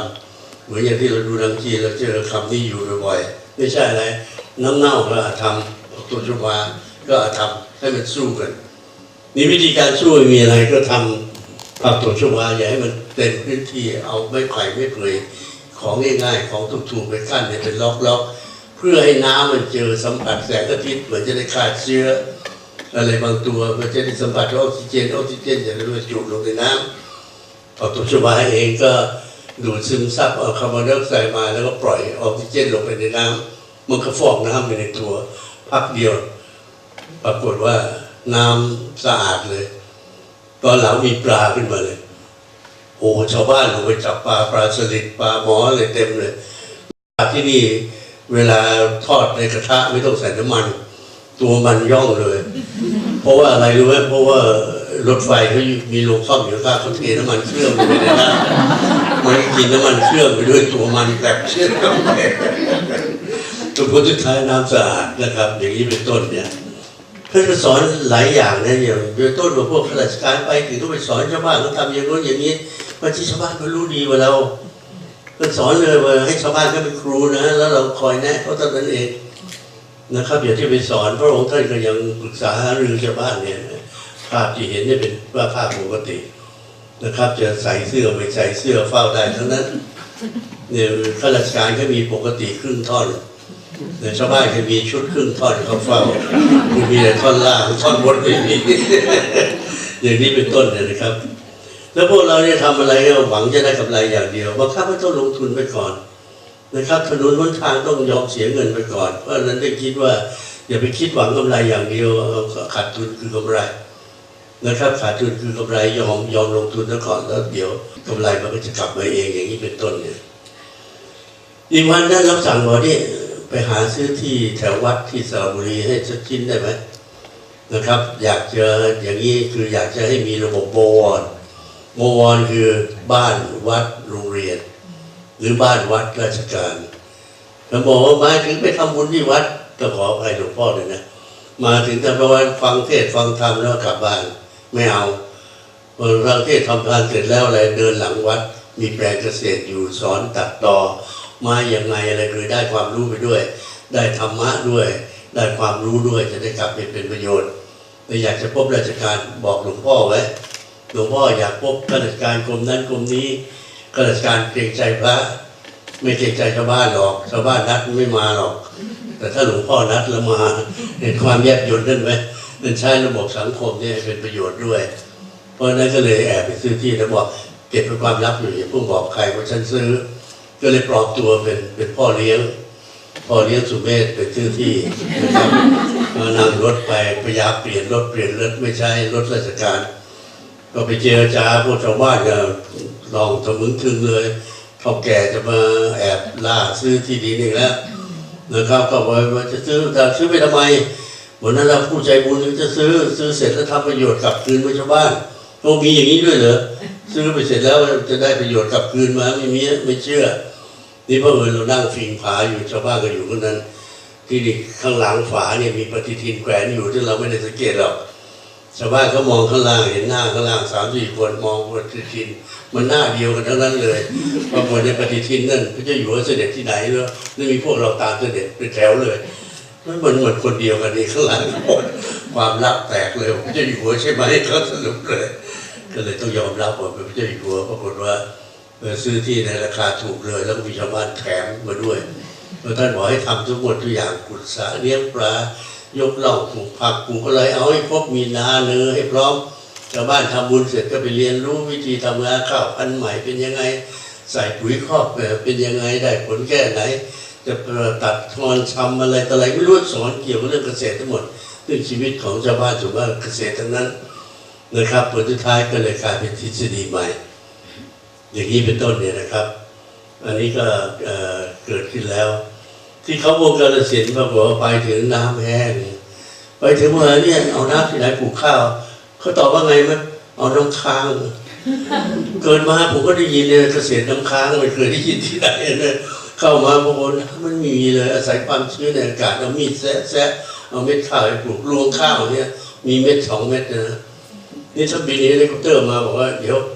จะเจอแหล่งแล้วลำพยังเนี่ยเดี๋ยวกั้นในลำน้ำเลยเอาน้ำเก็บในลำน้ำนี่แหละไม่ต้องไปสร้างเสื่อมใหม่เดี๋ยวไปด้วยกันพวกเราก็เตรียมตัวเพราะ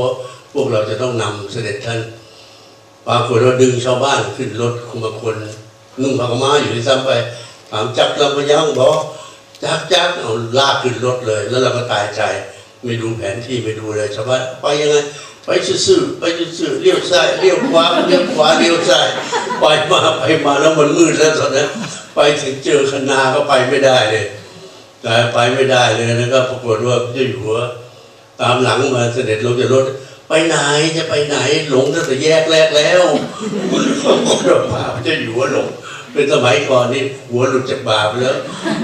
เป็นอย่างนี้เป็นต้นเนี่ยเพราะว่าเลยท่านตั้งชื่อทางดิสโก้พาท่านลงไปทำทานก็โดก็เด็กทรมานสิ้นดีไปไม่เป็นไรตามมาฉันนำเอง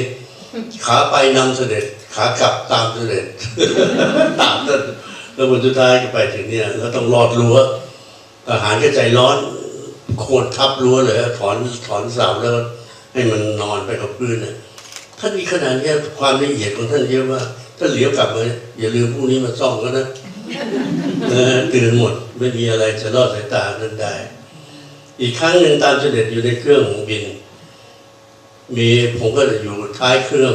ท่านได้มาเล็กมาตามมาจะอยู่รับสั่งเรียกท่านกำลังสวยน้ำชาอยู่ก่อนจะลง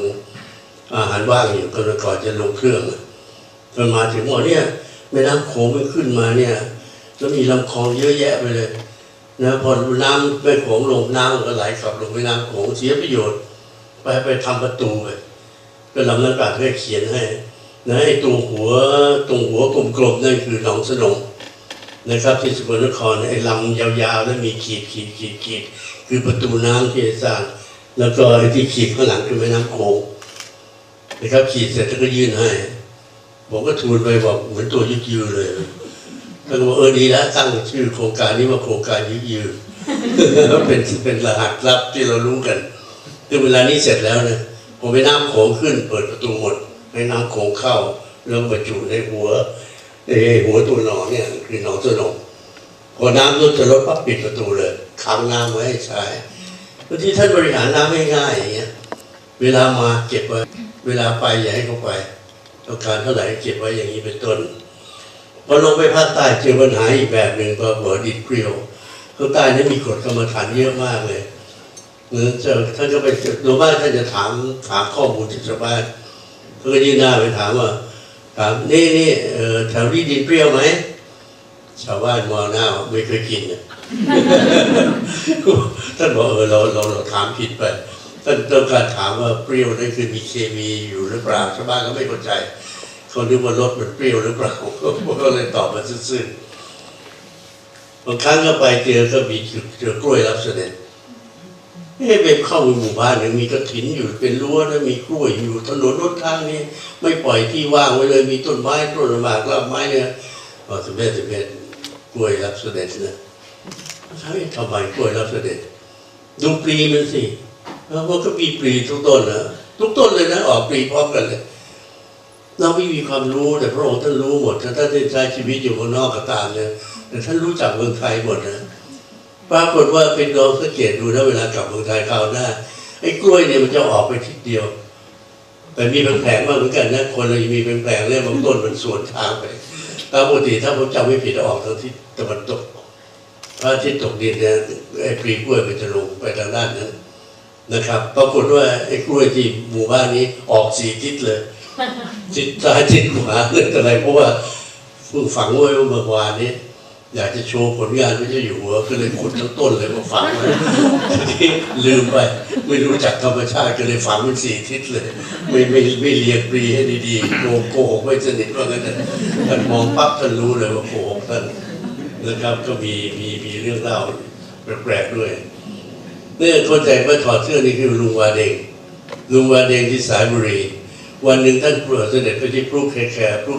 คือพรุลมโชยแล้วแปลแคภาษาท้องถิ่นก็ลมโชยปรากฏท่านทอดพระเนตรเสร็จว่าอยากเห็นคุ้งน้ำอีกคุ้งหนึ่งมันต้องเข้าไปลึกหมู่บ้านแต่3 จังหวัดชายแดนภาคใต้เรากลัวเพราะว่าเราไม่ได้ไปเคลียร์ทางก่อนเรื่องปัญหาความปลอดภัยมันก็มีอยู่นะแต่เมื่อท่านจะเสด็จแล้วก็ไปพอสุดท้ายไปที่บ้านลุงคนนี้ไปถึงบ้านลุงวาเดงท่านก็ถามควักแผนที่ถามลุงวาเดงอย่างนู้นข้อมูลแต่ตาก็ล็อกแรกตลอดเวลาเลยแกมองซ้ายมองขวาผมอยู่ข้างหลังท่านลุงคนนี้ทำล็อกแรกยังไงเราก็คิดไม่เป็นมงคลไม่เป็นมงคลเท่าไหร่พอเสร็จแล้วเราว่าลุงดูอะไรน้องแล้วโอ้ยคำตอบมาทำให้เรารู้สึกเสียใจที่คิดไม่ดีกันแต่ไม่ใช่หรอกที่ลุงดูนี่พระเจ้าอยู่หัวเสด็จมาถึงบ้านไม่รู้จะเอาอะไรให้ทุเรียนมันก็ยังลูกเล็กอยู่งอกมันก็ยังไม่โตเลยที่แกสอดสายล็อกแรกคือหาอะไรจะถวายเพราะมีปั๊มน้ำไปซื้อใหม่เอี่ยมเลยราคา20,000 กว่าบาทอยู่ค่ะพอรู้ก็ต้องเอาปั๊มน้ำถวายเลยจะไม่เก็บวิ่งไปบนเรือนเอาไขควงมาไขปั๊มน้ำจะถวายจะอยู่จะไม่ได้เลยไม่เอาหรอกห้ามจะตายบอกไม่ใช่ไม่ต้องนะครับไม่ต้องท่านล้อเล่นทำไมเอาเราไม่รู้แกจะไขเอาให้ได้เลยตอนหลังนี่ก็ได้ชื่อว่าลุงวาเดงพระสหายแห่งปัตตานี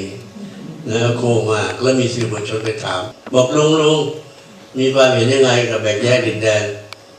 ที่บอกไปแบ่งมันทำไมมันกว้างอยู่แล้วมันก็ดูสะดวกดีไปแบ่งให้มันเล็กๆทำไมอยู่แคบให้ตอบง่ายๆอย่างเงี้ยด้วยความซื่อไม่มีการศึกษาแต่บริสุทธิ์ใจไปแบ่งทำไมมีคำพูดที่ซึ้งที่สุดเลยท่านทั้งหลายครับท่านที่นั่งอยู่นี่ครั้งสุดท้ายที่โดนทากกัดเนี่ยเมื่อไหร่ครับบางทีโตป่านนี้ไม่เคยเจอทากตัวใช่ไหมพระเจ้าอยู่หัวนี่โดนทากตลอดเวลาเลยตอนเสด็จเดือนสิงหาที่ปากใต้หน้าฝนพอดีทากยุบเลยเต็มไปหมดเนี่ยสมเด็จพระเทพเลยก้มลงดึงทากจากพระบาทดึงทากจากพระบาทหมอคนนี้ชนรถ10 ล้อตายไปแล้วนะปรากฏว่าก็ดึงทากอยู่นะครับติดเสื้อวันนี้ขบวนแล่นออกไปแล้วเอาทากออกหมดแล้วปรากฏท่านสั่งวิทยุ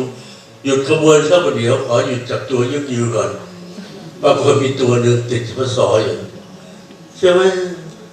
ปาณาติบาตท่านไม่ฆ่าท่านหยุดรถเด็ดทากออก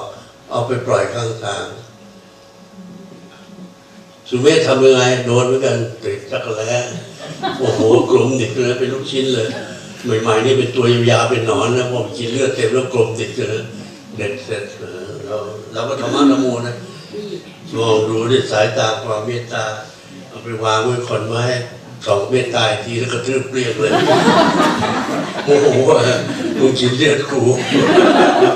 ดูเราเลือดมึงคืนแต่ท่านครับเดี๋ยวตอนเที่ยงเวลาท่านกินข้าวดูในจานโยนิโสท่านนิดท่านกินชีวิตเขาเลยวันละ3 หนนะจะเป็นหมูไก่เป็ดอะไรก็แล้วแต่กินชีวิตเขาเลยนี่เขามาขอเลือดหยดนิดเดียวทำไมต้องไปฆ่าเขาเห็นไหมคิดธรรมะคิดง่ายๆอย่างนี้แหละแล้วขออภัยไม่ต้องใจดีถึงขนาดไปนอนในเบียร์เฉยคิดสบายไม่ต้องเยอะอะไรไปไอ้นั่นมันก็ใจบุญเกินไปเดี๋ยวไม่ใช่เลือดออกเนี่ยกลับเมืองไทยอย่าไปทำก็แต่ไม่จำเป็นต้องไปฆ่าเขานะไม่ต้องไปฆ่าเขามาขอเลือดนิดเดียวให้เขาไปเถอะเนี่ยที่ยาแฝกที่บอกเนี่ยแย่มากเจียงเห็นไหมเนินเขาเนี่ยปลูกเป็นแถวล็อกภูเขาได้เท่าต้นเลยหญ้ามันลงไป7-8 เมตรเลยนะครับเป็นรากที่แข็งมากและไม่ขยายเขาปลูกตรงไหนอยู่ตรงนั้นเราเจอแนวหญ้าแฝกที่อินเดียอายุ100 ปีนี่อยู่ที่เดิมเป็นหญ้าธรรมะจริงๆเป็นหญ้ามหัศจรรย์ที่ไม่ได้อยู่รับสั่งไว้เนี่ยแล้วต้นสูงมากเมื่อกี้หลวงพ่อบอกว่าที่นี่จะสร้างโบสถ์เนี่ยที่วัดพระราม 9โบสถ์พอเพียงเอาแค่นี้พอท่านบอกของเราที่ชอบโบสถ์บางแห่งเป็น1,000 ล้านนะเป็นภาระเดี๋ยวเสียก็ต้องซ่อมพระเจ้าทำความสะอาดมันต้องการแค่นี้พอก็มีคนหนึ่งถวายที่มาบอกว่าส่วนหนึ่งให้สร้างโรงเรียนก็สร้างโรงเรียนไปแล้วร่วมกับกทมอีกอันหนึ่งให้สร้างวัดท่านบอกว่าดีแถวนั้นไม่มีวัดอยู่แล้วก็จะสร้างวัดเราก็ออกแบบเลยผมก็รับผิดชอบมีโบสถ์มีศาลาการประเรียนมีกุฏิมีอะไรทั้งหมดเนี่ยทั้งหมดจดเลย120 ล้านซึ่งเป็นเสร็จก็ถูกมากถ้าเทียบกับวัดอื่นว่าโบสถ์หลังเดียวจะบอกเลยเป็น1,000 ล้านก็เคยเห็นหลายร้อยล้านเลยโบสถ์แห่งเดียวเนี่ยแล้วนี่โบสถ์หลังนี้ยอดราคา3 ล้านนั่นนะปรากฏว่า120 ล้านเสนอไปแล้วบอกดูขอตัดงบประมาณหน่อยได้ไหมตอนนั้นจะทรงโปรดเนี่ยเราดี2มาตัดเลข0 ดอกเหลือ12 ล้านเราจะลงใช้วัดทั้งวัด120 ล้านถ้าตัดเหลือ12 ล้านผลสุดท้ายก็สร้างได้อยู่ดีคือยอดส่วนลงไปหมดแล้วก็พอเพียงเห็นไหมคำว่าพอเพียงเริ่มปรากฏแล้วแค่นี้พอเพียงต่อการใช้แล้วไปสร้างใหญ่โตทำไมไม่ว่าจะเป็นแค่นั้นก็แค่นั้นมีคนมากก็กางเต็นท์ก็ดีเหมือนครั้งหน้านี้ผมก็เห็นมีเต็นท์อยู่ปีนึงเราจะมีเทศกาลอย่างนั้นสักกี่ครั้งถ้าสร้างถาวรต้องทำความสะอาดต้องใช้ไฟต้องใช้เห็นไหมคิดรอบคอบหมดเลยก็ปีนึง2-3 ครั้งมีเทศกาลใหญ่เอาเต็นท์มันสร้างอะไรต่ออะไรซึ่งเวลานี้เราปฏิบัติอย่างนั้นได้ตามประสงค์พระเขาให้สอนไม่ใช่ให้สร้างเห็นไหมครับเพราะฉะนั้นก็เป็นเรื่องที่ก็ก่อนนี้จำได้ไหมข้าวแดงข้าวกล้องเนี่ยนักโทษกินกันไอ้พวกเราไม่กินหรอกเราผู้ดีไม่กินข้าวแดงเป็นของชั้นต่ำวันหนึ่งยิ่งหัวออกมารับสั่งว่านี่ข้าวกล้องเนี่ยเป็นข้าวที่มีประโยชน์นะเขาบอกเป็นข้าวสำหรับคนจนเราเนี่ยคนจนเพราะเรากินข้าวกล้องตลอดบัดนี้ข้าวกล้องแพงกว่าข้าวขาวไปเรียบร้อยแล้วรับสั่งประโยชน์เดียวเนี่ยเปลี่ยนเลยทีนี้นักโทษไม่ได้กินแล้วนะข้าวแดงบางคนว่าต้องไปกินข้าวขาวแล้วพวกเราเนี่ยกลับไปซื้อข้าวแดงชิ้นกลับอย่างนี้เป็นต้นเลยครับนี่จานอะไรเนี่ยข้าวผัดประหลาดไหมข้าวผัดแต่ต้องรู้เรื่องรู้ราวแล้วจะชวนวันนี้เสด็จไปเขาคอตั้งแต่ตายเต็มยศไปเปิดอนุสาวรีย์พอเปิดอนุสาวรีย์เสร็จก็มีรายการออกไปดูโครงการท่านก็จะเปลี่ยนเครื่องทรงใหม่วันนี้ได้แวะเข้าไปที่บนตำหนักนะตำหนักเขาคอไปเปลี่ยนชุดแล้วไปเปลี่ยนฉลองพระบาทเปลี่ยนรองเท้าพวกเราก็หิวก็วิ่งไปที่โรงครัวมีเวลาเราเปิดซะก่อนโอกาสมีกินเราต้องกินก่อนนะครับพอเข้าไปถึงก็มีข้าวผัดติดกระบะอลูมิเนียมเนี่ยวางอยู่แล้วก็ขอดมีจานหนึ่งวางไว้เนี่ยจานนี้เลยวางอยู่ให้เพื่อนผมคนด้วยเอ้ยตักไว้เรียบร้อยนี่มีไข่ดาวไปเดี๋ยวเข้าไปจับหรือมากได้บอกเดี๋ยวไม่ได้จานนี้ไม่ได้ถามว่าใครกินอ่ะพระเจ้าอยู่หัวบอกหิวเหมือนกันเลยต้องมาถอดพระเจ้าอยู่หัวกับข้าเวลากินข้าวติดก้นกับบาทเดียวกันเลยนี่คือพระเจ้าอยู่หัวของเราเรียบง่ายก็เอาเนี่ยติดค้างมาตั้งแต่เช้าเนี่ยตับไปตั้ง แล้วถ้าเกิดเสวยไปมีแรงต่อทำงานไปแค่นั้นนะนี่เหตุการณ์สึนามินี่โอ้โหเราสร้างบ้านเป็นหมู่บ้านเลยนะเป็นร้อยหลังเลยนะครับแล้วก็เรือแตกเรือก็เรียกเรือหัวโทงเนี่ยสำหรับใครมาจากทางใต้คงจะรู้จักนะครับเรือหัวโทงไม่มีไม้มามูลนิธิใจพระนามมันแตกไป3,000 กว่าลำมูลนิธิก็ได้มา800 ลำนะครับไม่รู้จะเอาไม้ที่ไหนจนในประเทศรับสั่งว่าเอาไฟเบอร์เลยพอหล่อไฟเบอร์เสร็จปั๊บแล้วอาคารเรือเข้ามาปรับไอเรือหัวโทงไฟเบอร์นี่ไม่มีจมนะพวกก็ทำห้องลมไว้แล้วเอาถ่วงข้างใต้ไว้พอมันพลิกคว่ำมันจะกลับไปอีกไม่มีคว่ำไม่มีพลิกไม่มีจมมันทุกได้แล่นดีแล้วเคลียงไม่เกาะไม่ต้องเสียเงินขูดเปลี่ยนอะไรต่ออะไรดีทุกอย่างเลยชาวบ้านไม่เอาตอนแรกถามทำไมเอาเรือพลาสติกเราเรียกไฟเบอร์แต่ชาวบ้านเนี่ยคือพลาสติกเราบอกเอาคอนเลยถ้าใครทุบเรือที่แตกให้เรือไม้2 ลำจะทุบเปลี่ยนคอนมันจะกระเด้งเด้งใส่หน้าไปซ้ำไปไม่แตกเอาจับลงเรือเลยดูที่ดีไหมเล่นดีไหมดีไม่ต้องขุดเปลี่ยนดีไหมดีจูของดีไหมดีเล่นไปเร็วนะดีเอาไหมไม่เอาอะไรว่าดีหมดจะไม่เอาเขาบอกว่ามันไม่ใช่เรือไม้มันดีกว่าไม้มันดีกว่าได้ไงตรงเรือไม้มันถึงมีแม่ยานางตายเลยไม่ได้เคยเรียนมาเลยฝรั่งก็ไม่ได้สอนด้วยเรื่องแม่ยานางแม่เนื้อมาจากไหนบอกพลาสติกนี่แม่ยานางไม่สติกหรอกมันต้องไม้โอ้ตายกายน้ำผากเลยตีเงินไป10 กว่าล้านได้มา700-800 ลำเรียบร้อยแล้วจะไปทิ้งไว้ที่ไหนเนี่ยคิดออกวันรุ่งคืนคิดออกไปหาชาวบ้านใหม่ว่าไอ้ที่แม่ยานางที่บอกว่าเคยเห็นหรือเปล่าแม่ยานางไม่เคยมีใครเห็นเลยบอกเขาว่าปู่ย่าตาทวดสอนว่าเนี่ยต้องบูชาแม่ยานาง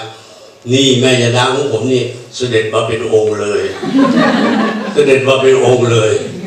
คือองค์นี้แหละปรากฏว่าวันหนึ่งก่อนจะแจกเรือมันจะเป็นข่าวว่าทุนสำเร็จแล้วก็อยู่ขาว่าตะลึงหรืออะไรนะแล้วตัดสินใจว่าไม่งั้นงานวันนี้ไม่สำเร็จแน่หมอพรุ่งนี้ทูลกระหม่อมจะเสด็จไปเป็นประธานแจกเรือใช่ฉันเตรียมพร้อมแล้วต้องขอทำหน้าที่เลยทำหน้าที่อะไรเป็นแม่ย่านางเลยเพราะไม่งั้นชาวบ้านเขาไม่รับแล้วทำไงไม่รู้เดี๋ยวเอาผ้าสีม่วงมีสอทอเสร็จแล้วตกผูกหัวเรือหมดทุกลำเลยนะแล้วเป็นเบสซิ่งไปพรมน้ำมนต์หมดทุกอันบางคนว่าได้ฉันเป็นแม่นางเองบอกนี่เสด็จมาเป็นองค์เลยเห็นว่าชาวบ้านรับบางทีต้องแก้ไขปัญหาเยอะนึกไม่ถึงว่าจะต้องทำอย่างนั้นได้เนี่ยนะครับวันนั้นต้องพลิกแปลงมากทำมาแล้วชาวบ้านต้องปรับเพราะเขามีวัฒนธรรมไม่มีความเชื่อเขามีอะไรเราต้องให้ความเคารพนะครับอย่างนี้เป็นต้นเนี่ย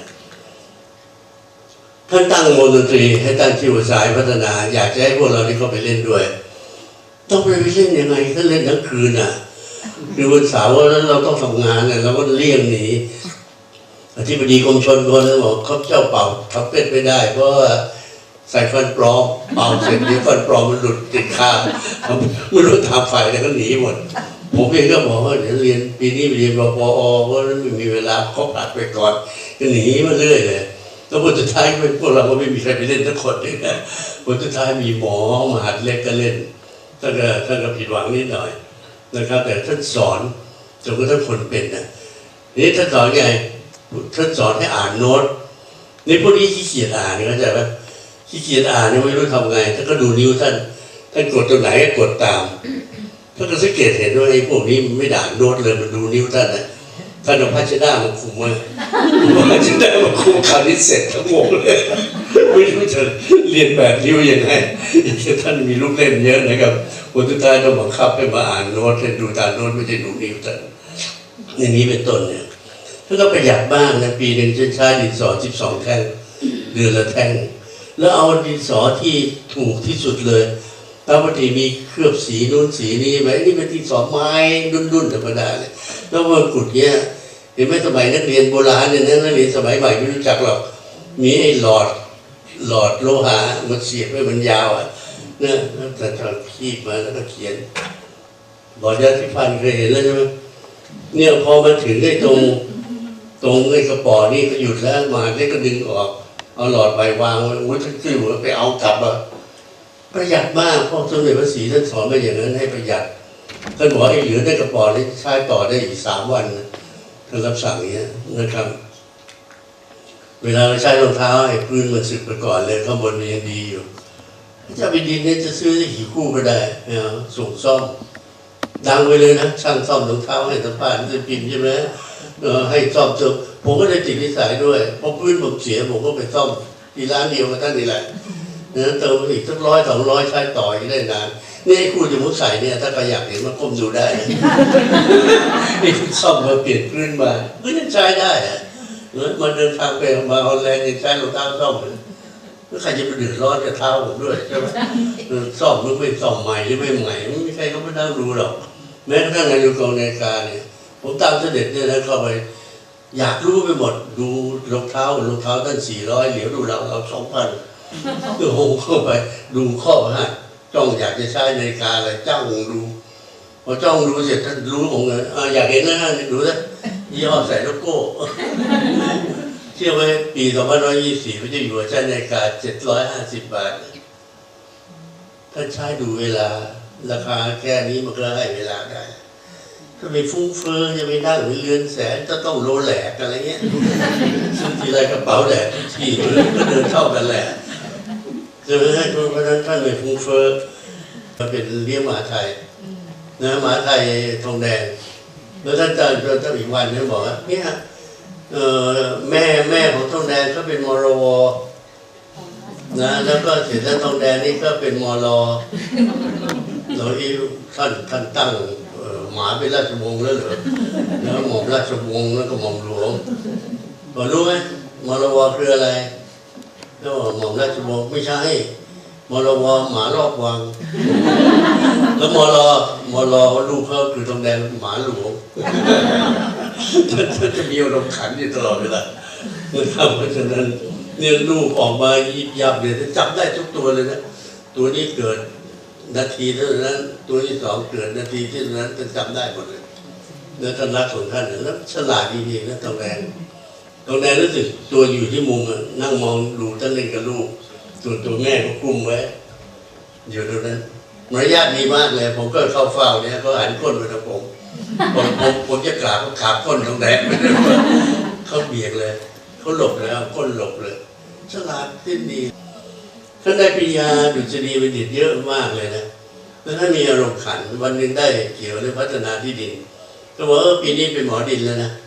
พอปีถัดไปท่านได้ปริญญาแพทยศาสตร์ท่านบอกปีที่แล้วเป็นหมอดินปีนี้เป็นหมอยาแล้วพอปีถัดไปมหาวิทยาลัยเกษตรให้ทางด้านดนตรีท่านบอกเป็นหมอดินที่แล้วเป็นหมอยาแล้วปีนี้เป็นหมอลำจะชอบทางด้านดนตรีท่านบอกเป็นหมอลำถ้าเป็นนักประดิษฐ์ตั้งเด็กๆเลยนะพระสมเด็จพระศรีไม่เคยให้เงินให้สตางค์ของเล่นในพวกเรานี่ลูกขอเปลี่ยนมือถือเราก็ให้เดี๋ยวจะมีเงาแงก็ให้ไม่มีเลยนะครับอย่างด้านทำเองท่านก็ถูกฝึกให้ทำของเล่นมาตั้งแต่เด็กแล้วอยากเล่นอะไรต้องไปซื้อนู่นซื้อนี่ราคาถูกๆแล้วก็ต่อยในลำที่กำลังส่งต่อนี่คือเรือ ยอดส่วนเรือศรีอยุธยา1:50แล้วก็ต่อเลยมีอีกลำเลยลิเบเรเตอร์แล้วท่านตั้งภูมิใจมากภูมิพระทัยมากว่าทำเรือบินค่อนข้างเรืออย่างละเอียดมากเลยสมเด็จพระศรีบอกแม่ขอนะโหบอกเรานี่ใจวูบเลยนะเป็นของรักของหวงท่านนะแต่แม่ขอก็ต้องให้ถามจะไปทำอะไรจะไปประมูลเอาเงินไปช่วยเหลือการกุศลก็ต้องให้ก็ให้ไปก็ประมูลมาได้60,000สมเด็จพระศรีแบ่งให้พระเจ้าอยู่หัว6,000ค่าทำ10%ให้เป็นค่าทำแล้ว6,000นั่นน่ะถ้าไปซื้อกล้องถ่ายรูปที่ดีกล้องแรกของท่านแล้วถามซื้อได้หรือพระเจ้าก็6,000แล้วใครบอกฉันซื้อกล้องใหม่กล้องแรกของพระเจ้าอยู่หัวซื้อsecond handเป็นชีวิตพระเจ้าแผ่นดินไว้ถูกฝึกมาอย่างไรsecond hand ครับรถลาท่านก็ซื้อsecond handมาปากผูเองรถสันบีนที่เป็นชาย ที่อุบิเหตุเสียพระเนตรไปอย่างนี้เป็นต้นเนี่ยแล้วจะแปลกประหลาดที่ดีนะเรือกับเรือบินที่ท่านต่อที่ก็หายสาบสูญไปเชื่อไหมพอเมื่อไม่กี่ปีถัดมานี่กลับมาหาท่านคือคนที่เขาประมูลไปอะไรต่ออะไรกลับมาเอามาถวายคืนนะครับไม่เรื่องมหัศจรรย์ในนี้ก็มีนะนี่พอเป็นพระเจ้าแผ่นดินแล้วนิสัยที่จะทำอะไรด้วยตัวเองนั้นมีอยู่คนสุดท้ายจะส่งเล่นเรือใบแทนที่จะไปซื้อว่าโถเรือใบท่านเล่นราคาเท่าไหร่7-8 หมื่นเนาะ150,000อย่างแพงทำไมท่านมีตังค์ซื้อไม่เอาเนี่ยนั่งทำเองเขาบอกเนี่ยค้อนตอกผิดตอกถูกนิ้วพ่อเลือดเลยแล้วมีอยู่วันหนึ่งก็มีโรงต่อเรือเนี่ยท่านนั่งอยู่ท่านก็เหนื่อยเสร็จแล้วท่านนั่งพิงนี่ท่านเป็นคนที่ทำอะไรใช้ประหยัดมากเลยเพราะเวลานั่งพิงไม่ใช่เพราะท่านก็ปิดไฟหมดแล้วก็นั่งพิงเรือเนี่ยแล้วก็หลับไปหน่อยหลับพักนิดหนึ่งจะมาต่อมาเล่นเปิดประตูแง้มมองไม่มีคนอยู่ปิดประตูล็อกกุญแจเลยขังพระเจ้าแผ่นดินอยู่ในห้องต่อเรือนั่นแหละบอกท่านตะโกนเรียกคนอยู่เป็นชั่วโมงเลยคนนี้มาเปิดถ้ากับเราเนี่ยความว่าลงขันนะแล้วตอนนั้นเรือที่ต่อนี่ท่านได้แชมป์เลยนะท่านได้แชมป์เลยที่กีฬาซีเกมครั้งที่4แข่งกับฝรั่งมังค่าต่างชาตินะไม่ยอมกันหรอกถ้าแข่งกับคนไทยเรายังพอจะวิจารณ์ได้ไหมใครจะไปกล้าขึ้นนากันนะแต่ว่าอันนี้แข่งนานาชาติเลยท่านก็ชนะในทุกอย่างที่จับขึ้นมาแล้วท่านเก่งจริงๆต้องทะลุหมดแล้วอีกวันหนึ่งผมถามทำไมทรงโปรดเล่นเรือบอกเราเป็นพัฒนาเราจริงก็เราต้องเล่นเรือถามทำไมเนี่ยเรือนี่มันแล่นด้วยอะไรบอกด้วยลมเคยเห็นลมไหมเรามองเห็นลมไหมไม่เห็นแต่เรารู้สึกได้ไหมรู้สึกได้เพราะฉะนั้นเราต้องสัมผัสกับธรรมชาติได้ท่านลงไปละเอียดที่แม้แต่กีฬาท่านก็ดูให้เป็นประโยชน์นะครับเราต้องสัมผัสธรรมชาติได้เราจะทำงานกับธรรมชาติต้องสัมผัสต้องรู้จักท่านชนะตลอดเวลาเพราะท่านสัมผัสลมท่านรู้ทางลมท่านบอกว่าพระอาทิตย์ส่องเป็นปล่องบางทีมีก้อนเมฆเห็นไหมเคยเห็นนะก้อนเมฆแล้วมีพระอาทิตย์ส่องก้อนเมฆแบบตัวรู้เป็นปล่องลงไปเนี้ยนะครับบางครั้งเป็นอย่างนี้มันกระทบที่ดินปั๊บท่านบอกพอเจอสภาพนี้ที่ไหนปักหัวเรือใส่ปล่องเลยแล้วท่านถามเราทำไมเข้าใจไหมเราโง่ดักดานเนี่ยไม่เข้าใจมันจะขาดก็พอแสงแดดกระทบน้ำพื้นทะเลตัวนั้นมันเกิดอะไรขึ้นแสงแดดกระทบน้ำเจออะไรมันเกิดอะไรเย็นหรือร้อนมันร้อนแน่นอนพอร้อนเสร็จอากาศมันลอยขึ้นข้างบนพอลอยขึ้นข้างบนอากาศข้างมันไหลขึ้นไปแทนที่ท่านเอาเรือวางไว้เรือมันก็เห็นไหมครับเนี่ยวิธีบริหารจัดการดินน้ำลมไฟถึงท่านเป็นเทพแห่งดินน้ำลมไฟจริงคือรู้จักเข้าใจและใช้ประโยชน์อย่างเต็มที่ท่านมาอเมริกาในปี1960เห็นไหมท่านนำวันนี้เราพูดอะไรวันนี้เราเริ่มพูดเรื่อง slow life เราพูดเรื่องว่าชีวิตมันอะไรมันเริ่มต้อง slow แล้วอะไรท่านเตือนมาอเมริกาเมื่อแต่ครั้งนู้นน่ะบอกนี่ทำไมพวกคุณถึงได้ทำไมรีบเร่งอะไรทำไมรีบร้อนเหลือเกินทำไม you better go slow หน่อยได้ไหมเมื่อวันนี้กลายเป็นแฟชั่นเกือบ50-70 ปีผ่านมา slow life กลายเป็นสิ่งที่ทุกคนมนุษย์ทุกคนควรจะเริ่ม slow ได้แล้วนะครับท่านมีศิลปะในการตอบที่ยอดเยี่ยมต้องไปหาเก่าๆคำพูดหรือเชื่อท่านมาเหนือเลยเหนือคนจริงแต่ในบอสตันในปีเดียวกันนักข่าวหนุ่มบอกทำไมไม่ตัวยิ้มเลยเพราะท่านแบกแผ่นดินไว้ให้ยิ้มไม่ก็ออกท่านบอกว่าชีวิตของท่านใครเขาบอกอยู่รอบยอดพีระมิดบอกที่เมืองไทยนี้พีระมิดคว่ำท่านอยู่ที่ก้นกลวยใครมีอะไรก็เทใส่ฉันนี่คำพูดที่ท่านเคยบ่นทะเลาะบอกแวะอะไรไม่ลงเลยถวายดีกาท่านตัดสินลึ่งไหม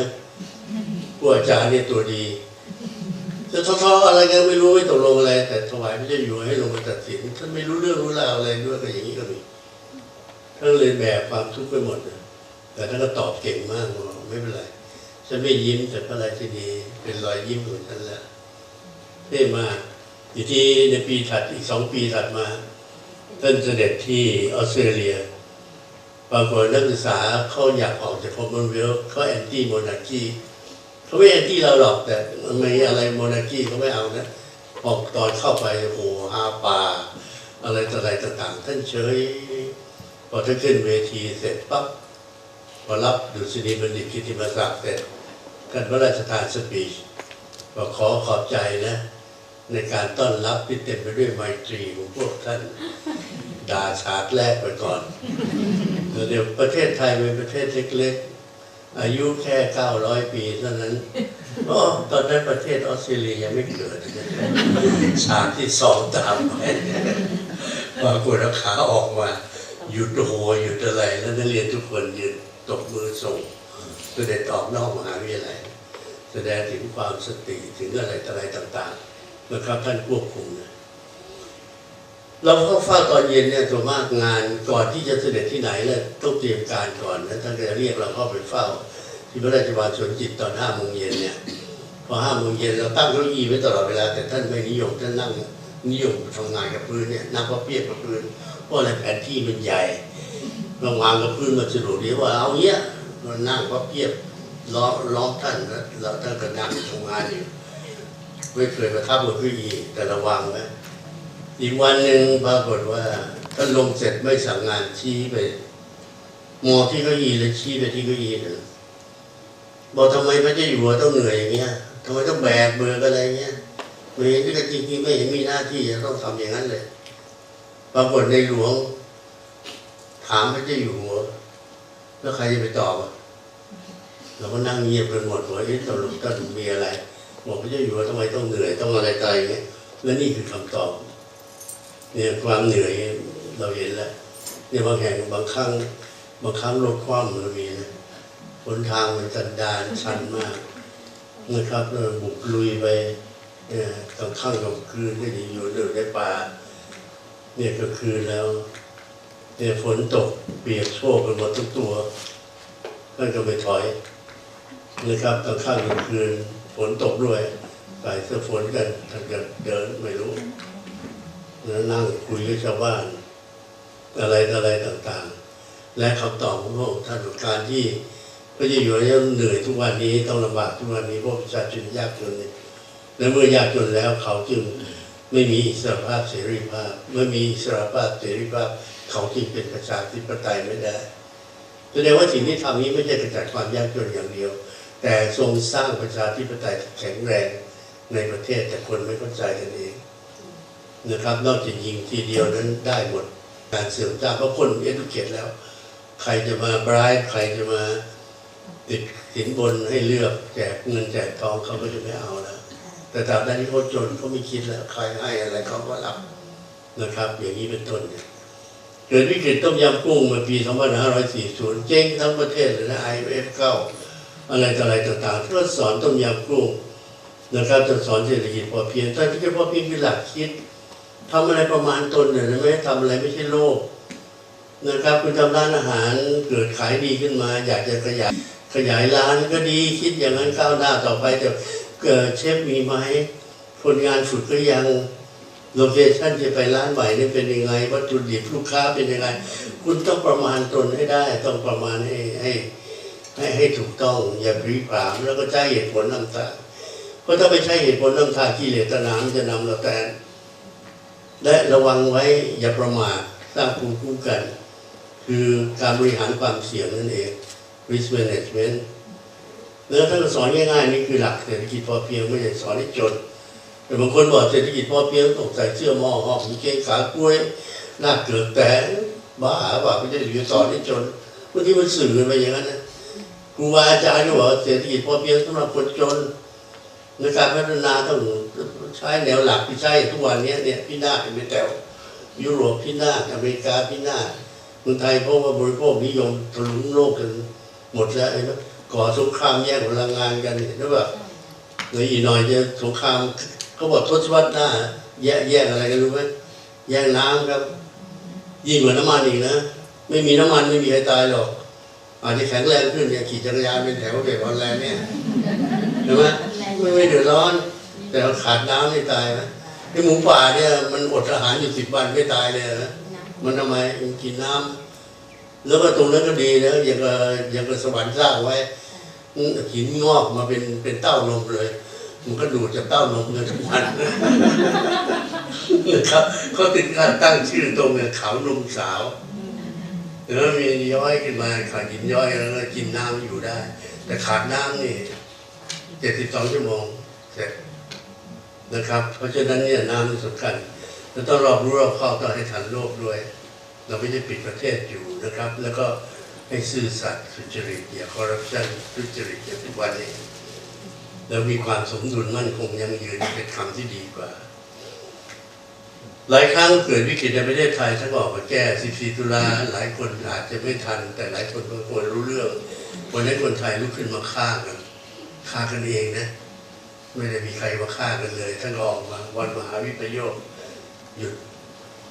นะครับพฤษภาจะมีมหาจำลองสุนิดาเรื่องฆ่ากันนะที่ราชดำเนินแล้วออกมาห้ามเรียกสติกลับคืนมาจะไม่มีประโยชน์อะไรที่ชนะบนสร้างสลักของบ้านเมืองมันมีแต่คนแพ้มันจะไม่มีใครชนะหรอกก็หยุดนี่โชคดีนะมีพระองค์ท่านนี่มีพระองค์ท่านเนี่ยล่อกันเละเลยนะตายไปกี่ศพแล้วก็ไม่รู้หรอก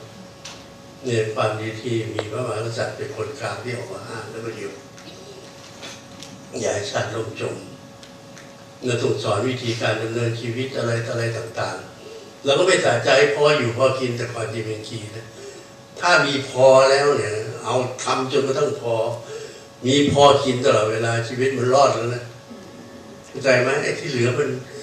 มีเงินเป็น10,000 ล้าน1,000 ล้าน10,000 ล้านคุณได้เคยเห็นเงินไหมฮะมีเศรษฐีมาไหนบอกไปเบิกมาตั้ง3,000มานั่งดูเล่นเนี่ย3,000 ล้านมานั่งนับเล่นเนี่ยมีป่ะไม่เป็นตัวเลขบัญชีตัวเลขอะไรเงี้ยชีวิตทุกอย่างเหมือนเดิมอะแล้วตรงข้ามยิ่งเป็นมหาเศรษฐีกินอะไรไม่ค่อยได้นะหมอห้ามอ้าวจริงไหมขนาดผมไม่ใช่เศรษฐีหมอยังห้ามไม่รู้นะไม่นี่แต่ว่าวันนี้อาหารสถานทูตอร่อยเลยฟัดไปแล้วเต็มที่เลยช่างหัวมันชีวิตเอาขออร่อยก่อนและขอให้พึ่งตนเองนะครับอย่าไปพึ่งคนนู้นคนนี้พึ่งเทคโนโลยีพึ่งเดี๋ยวก็โรบอทแล้วโตไม่ใช่เอาตัวเองก่อนเนี่ยพึ่งตัวเองได้ไหมนะครับแล้วคืออีกหน่อยก็ขยับไปไม่งั้นพึ่งไอ้นู่นไอ้นี่ต่อเราจะช่วยตัวเองไม่ได้อย่างนี้เป็นต้นเนี่ยและสำคัญให้รู้รักสามัคคีทำอะไรต้องรู้ก่อนนะครับแล้วมีความรักคอยผลักดันให้เราสร้างความรู้ให้เกิดประโยชน์และอย่าเก่งคนเดียวนี่เราชุมชนชาวไทยสามัคคีทำอะไรทุกอย่างสำเร็จแต่ถ้าทำเดียวเหนื่อยตายเลยแล้วมันก็ได้แค่นั้นนะใช่ไหมถ้าก็สอนง่ายๆอย่างเงี้ยแล้วทำอะไรก็เหมือนกันทำอะไรเข้าใจซะก่อนถ้าสอนเหมือนพระพุทธเจ้าต้องรู้เหตุก่อนอีกวันนั้นท่านถามผมบอกว่ารู้ไหมทำไมโดมิโนเวียดนามแตกจำได้ไหมเวียดนามแตกเขมรแตกลาวแตกฝรั่งก็บอกโดมิโนไทยแตกอินโดแตกทุกภูมิภาคเป็นคอมมิวนิสต์หมดแตกมาอยู่ตรงใต้ท่านบอกเนี่ยเพราะว่าคนไทยเรายังให้กันอยู่เนี่ยวันนี้น้ำท่วมไปแม้เนปาลแผ่นดินไหวเราก็ตามไปช่วยลาวน้ำท่วมไป2 วันนี่โอ้โหขนใส่รถเข้าได้เข้าไม่ได้หลายกงสุลเวียนหัวเลยนะเพราะว่าจะเข้าช่วยกันนะใครทุกที่ไหนคนไทยนี่ต้องไปเรามีนิสัยที่จะให้เนี่ยทศพิธราชธรรมรู้เลยใช่ไหมพระเจ้าอยู่หัวมีทศพิธราชธรรมที่ปฏิบัติมีข้อทศพิธราชธรรมมีข้อ10อะไรบ้างเรียบร้อยเนี่ยรู้เห็นไหมรู้ว่าคนบอกพวกเราที่ผิวเผินเรารู้ในหลักธรรมพระเจ้าอยู่หัวมีทศพิธราชธรรมแล้วรู้ได้จำนวน10 ข้อผมบรรยายบางคนเป็น100,000 คนเลยนะหน่วยราชการระดับไหนประหลัดกระทรวงประหลัดกระเทยอะไรแต่ไม่มีใครลุกขึ้นเลยว่าทศพิธราชธรรมนั้นคือทานังสีรังบริจาคะอาชวังมัตวังตะปังอาโกรธะอวิหิงสาขันติอวิโรธนะไม่รู้จะปฏิบัติยังไงเปิด Google ดูนะครับเดี๋ยวอาจารย์กูบอกหมดนะแล้วก็ค่อยปฏิบัติทีละข้ออีกหน่อยแล้วก็จะเดินชอบเขียนว่าจะเดินตามรอยเท้าพ่อขอเป็นรองพระบาทเดินตามยังไงท่านไปไหนไม่รู้เว้ยไปนะอย่าอยู่แค่นั้นให้ปฏิบัติเลยแล้วชีวิตจะมีความสุขเชื่อผมสินะครับแล้วก็คุณธรรมท่านก็บอกว่าเนี่ยการให้ท่านเน้นเรื่องการให้นะครับ แล้วก็วันที่เสด็จออกพระบัญชรขั้นสุดท้ายท่านฝากเราไว้4 ข้อจะคิดจะพูดจะทำในความเมตตาเจริญมุ่งเจริญต่อการช่วยเหลือเกื้อกูลการประสานงานประสานประโยชน์การให้งานที่สำเร็จผลทั้งตนและแก่ผู้อื่นแก่ประเทศชาติประพฤติปฏิบัติตนอยู่ความสุจริตในกฎเกณฑ์และในระเบียบแบบแผนโดยเท่าเทียมกันพยายามทำความคิดความเห็นของตนให้ถูกเที่ยงตรงและมั่นคงในเหตุในผลเนี่ยปี 2506 พระองค์ท่านก็ฝากไว้แล้วเสร็จแล้วเราก็ทะเลาะกันแบ่งเป็นสีเหลืองสีแดงแบ่งเป็นไอ้นู่นนี่แล้วก็มันก็มีแต่ทุกร้อนทุกหย่อมหญ้าไม่มีใครได้อะไรอย่างนี้เป็นต้นเนี่ยนะครับพอฝนจะตกฟ้าจะร้องจะต้องนั่งเรือพายไปไหนไม่รู้ท่านก็ไปของท่านกระโดดข้ามรั้วตอนอายุ60เข้าไปกราบท่านบอกวันนี้วันเกิดขอพระราชทานพรท่านก็ดีผมไม่ได้ขออะไรขอพระราชทานพรอย่างเดียวว่าผมว่าท่านเอาน้ำสังเห็นไหมที่มันโต๊ะข้างมีมหาสังเห็นไหมเป็นคล้ายๆรถแต่งงานนะมาลดให้แล้วก็ที่หูผมทัดใบประตูเหมือนท่านทูตเวลาไปเฝ้าลาท่านทัดใบประตูเนี่ย60พระราชทานพรให้ผมก็หลุดไปคำหนึ่งบอก60แล้วพระเจ้าค่ะปีนี้เกษียณแล้วเท่านั้นเราจะกริ้วเลยนะเกษียณแล้วชั้นล่ะท่านผมเกิดปีเดียวกับท่านปีทองเหมือนกันในขณะที่ผม60พระองค์ท่าน72ท่านยังไม่หยุดงานเลยเพราะนั้นตั้งแต่วันนั้นจนถึงวันนี้ไม่มีคำว่าเกษียณหลุดจากปากผมไม่เคยรู้จักวันนี้80ย่างก็80แล้วไม่มีเกษียณวันไหนคือล้มตึงไว้เนี่ยวันนั้นนะเกษียณแล้วนะครับแล้วก็ไปที่ถัดมาตอนนั้นประชวรแล้วไม่ไหวแล้วแต่ท่านพยายามทำงานจนวินาทีสุดท้ายนะครั้งสุดท้ายที่ได้เฝ้าวันนั้นผมพาคนเฝ้าท่านก็เหนื่อยอ่อนเต็มทีนะพอจะเปล่งเสียงมาแต่ละคำยากเย็นแสนเย็นพระหัตถ์แทบยกไม่ขึ้นเพราะกระดูกสันหลังสุดหมดอะไรต่ออะไรหมดอักเสบหมดเส้นประสาทผมก็ไปกราบขอพระราชทานพรอายุ72ท่านนิ่งไปอยู่นานนะผมว่าก้มกราบจนถ้าผมเงยผมกราบระหว่างพระบาทรอคำพรไม่มาสักทีพอเงยขึ้นก็เห็นท่านเอามือเอื้อมมาเนี่ยมาจับหัวไหล่ผมซึ่งตามปกติพระเจ้าอยู่หัวไม่ค่อยสัมผัสตัวคนแต่วันนี้เป็นครั้งแรกในชีวิตมาถึงจับไหล่ผมเขย่าคำพรของท่านประกอบใน3 ประโยคสุเมธงานยังไม่เสร็จนะงานยังไม่เสร็จสุเมธพระพุทธเจ้าการรับใส่คราววันนี้ถามผมเมื่อไหร่งานเสร็จไม่รู้ทำไปงานของประชาชนเหมือนกับพระองค์ท่านทำจนวินาทีสุดท้ายผมเพื่อสัญญากับพระองค์ท่านแล้วผมว่าผมจะทำนี้จะเหนื่อยยากแต่เข็ญไม่รู้ต้องทำอันนี้คือภาพแล้วเสร็จแล้ววันที่ทุกคนรู้นะแต่ไม่รอทุกคนรู้แต่ไม่อยากให้ถึงวันที่13 ตุลาคม 59 เวลา 15:52 ผลสุดท้ายก็เสด็จจากวันนั้นพวกเราอยู่ที่สุราษฎร์ธานีก่อนนั้นวันหนึ่งระหว่างที่สัมมนาประจำปีของทั้งออฟฟิศเลยและยกโยงอยู่นั้นคิดถึงท่านจับใจไม่เคยมีความรู้สึกเลยนี่เรานานแล้วนะไม่ไปถวายพระพรแล้วเสร็จแล้วเลยนัดไปเลยพรุ่งนี้เรากลับถึงกรุงเทพเนี่ยกลับทางรถไฟก็กลุ่มหนึ่งกลับเรือบินก็กลุ่มหนึ่งแต่ว่าบ่าย2 โมงเนี่ยให้ไปเจอกันที่ศาลาสหไทยไปกราบพระองค์ท่านไปลงสมุดถึงแม้เข้าเยี่ยมไม่ได้เซ็นสมุดเยี่ยมก็บ่าย2 โมงไปพร้อม2 โมงกว่าเดินขึ้นไปวันนี้กระทรวงต่างประเทศไปด้วยท่านรัฐมนตรีนำคนขึ้นไปไม่รู้ท่านอยู่บ้านนั้นวันนั้นจำได้ก็กำลังเดินสวนมาเลยเพราะข้างในพอเดินเข้าไปมหาเล็กบอกผมวิจัยหายว่าไปเลยมหาเล็กบอกข้างในสั่งมาว่าให้ยุติหมดการถวายว่าผมเข้าใจแล้วว่าท่านไปแล้วท่านหรือว่าท่านกำลังจะไปแล้วทุกคนกำลังกระทรวงต่างประเทศเดินลงมาอะไรต่ออะไรพวกเราก็จะเดินลงมานึกยังไงว่าเดี๋ยวผมขอเข้าไปแล้วผมเข้าไปคนเดียวแต่มหาเล็กก็รู้จักผมเดี๋ยวขอเข้าไปกราบนะกราบสุดท้ายล่ำลาท่านก็เดินสวนไป กราบต่อหน้าพระรูปไม่ได้กราบถึงองค์พระองค์ท่านนะเพราะว่าเป็นไปไม่ได้ก็กราบแล้วเสร็จแล้วผมไม่พูดไม่จาใครไป3 วันพูดไม่ได้มันเบาหวิวแต่มันหนักอึ้งเลยอธิบายความรู้สึกไม่ได้มันลอยทั้งตัวแต่เหมือนมีอะไรมาทับไปแล้วเมฆมาฝนไม่รู้ท่านจำได้ว่าวันนั้นครึ้มหมดทั้งวันเลย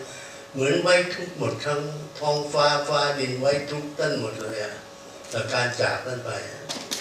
แล้วเสร็จแล้วท่านจากไปจริงๆนะครับสุดท้ายภาพต่างๆนี้ก็เหลือความทรงจำให้กับเราแต่คิดว่าพอเพียงแล้วทุกคนก็บอกใช่ได้ท่านใจแย่แล้วบอกไม่มีศาสดาใดพอตั้งสติได้แต่ทีวีก็เริ่มมาสัมภาษณ์ผมว่าไม่มีศาสดาใดคนอยู่กับเราสักคนหนึ่งแล้วพระพุทธเจ้าจากไป 2,561 ปีแล้วพระเยซูก็จากไปตั้ง 2,000 กว่าปีแล้วพระอัลเลาะห์ก็จากไปตั้งกี่ปีไม่มีใครอยู่แต่ท่านอยู่ท่านจากไปแต่กายในคำสอนของท่านธรรมะของท่านยังอยู่จนทุกวันนี้ในวัดนี้พระพุทธเจ้าถึง 2,000 กว่าปียังอยู่เลยเห็นป่ะแล้วคำสอนพระเจ้าอยู่หัวนี่ข้างหลังนี่เต็มขอให้ปฏิบัติเถอะนะครับแล้วพอเราเข้าไปกราบแล้วเสร็จแล้วไปตามวาระเกิดแก่เจ็บตายพระที่ท่านก็สอนให้ผมอดทนแต่มันอดไม่ได้ที่จะสัญชาตญาณมนุษย์นะครับพวกเราไปกราบไม่น่าเชื่อนะครับตั้งแต่วันไหนคนมาบริจาคเงินมากมายกายกองคนเข้ามา11 ล้านกว่าคนผมรับรองไม่มีพระมหากษัตริย์องค์ใดในโลกนี้นะที่จะมีคนมาเข้าร่วมประชาชนจะเข้ามาร่วมมากมายกายกองจัดคิวเป็นวันแรกนี่ถ้ารอบางทีรอตั้งแต่เช้าเนี่ยแล้วเข้าไปกราบตอนบ่ายเนี่ยคนแก่ๆอายุมากทนยอมที่จะไปกราบซึ่งก็มีแต่พระวรกายที่เสด็จจากไปแล้วก็ยังเอายอดเงินตั้งเกือบ1,000 ล้านบาทนะ800 กว่าล้านเต็มไปหมดแล้วคนนั่งเอียดอย่างที่เที่ยวไม่เคยปรากฏเลยหรอกเป็นเฟโนเมนาที่ไม่รู้นะมันข้างๆโรงแรมมีวิลลี่ฟีดเอาน็อตเนี่ยบอกว่าลงได้นะไอ้ลิปเล่อะไรเนี่ยลิปเล่นี่คือภาพนะครับแล้วผลสุดท้ายเหลือรอยยิ้มของพระองค์ท่านทรงเสด็จไปงานพระบรมศพยิ่งใหญ่ก็ภูมิใจของคนเพชรบุรีนะรอบข้างนี้หยวกสลักหยวกปั้นศิลปะเกินรอบให้ชาวคนเพชรนั้นก็ภูมิใจคนเพชรเนี่ยได้อนุญาตคนเพชรบุรีที่ตายไปถูกอนุญาตให้ลงโกรธทุกคนนะเป็นจังหวัดเดียวเป็นคนจังหวัดเดียวที่ลงโกรธได้นะคือคนเพชรบุรีรู้ป่ะทำไมรู้ไหมเพราะว่าคนผิดโกรธถวายท่านก็เลยอนุญาตให้คนเพชรบุรีเจ้าของฝีมือลงโกรธได้แต่ใครจะไปลงนั่งรอคอยนอนลงกันลาบดีกว่าเนี่ยแล้วทีนี้ก็มีใครมาลงหรอกก็ตั้งไว้ประดับอย่างนั้นนะก็พระศพก็ไว้ข้างหลังอยู่ที่เฉยนี่นะงานยิ่งใหญ่มากแล้วมีแปลกๆนะบางวันมีนกบินวันที่จะปรงพระศพเนี่ยนะมีนกหาบินไปจากไหนก็คืนนกมันนอนก็บินผ่านเนี่ยขาวโพลนนะวันนั้นผมเข้าร่วมด้วยมีเรื่องมหัศจรรย์ไหมก็ต้องนกอะไรต่ออะไรเทวดาส่งเสด็จมาแล้วสุดท้ายก่อนจะจบนี้ก็ถึงวาระรัชกาลที่10แล้วก็พูดตรงมาประชาชนก็เริ่มเป็นห่วงว่าเอ๊ะงานตกลงงานช่วยเหลือประชาชนจะมีไหมอะไรต่ออะไรไหมอะไรต่ออะไรต่างๆจะเป็น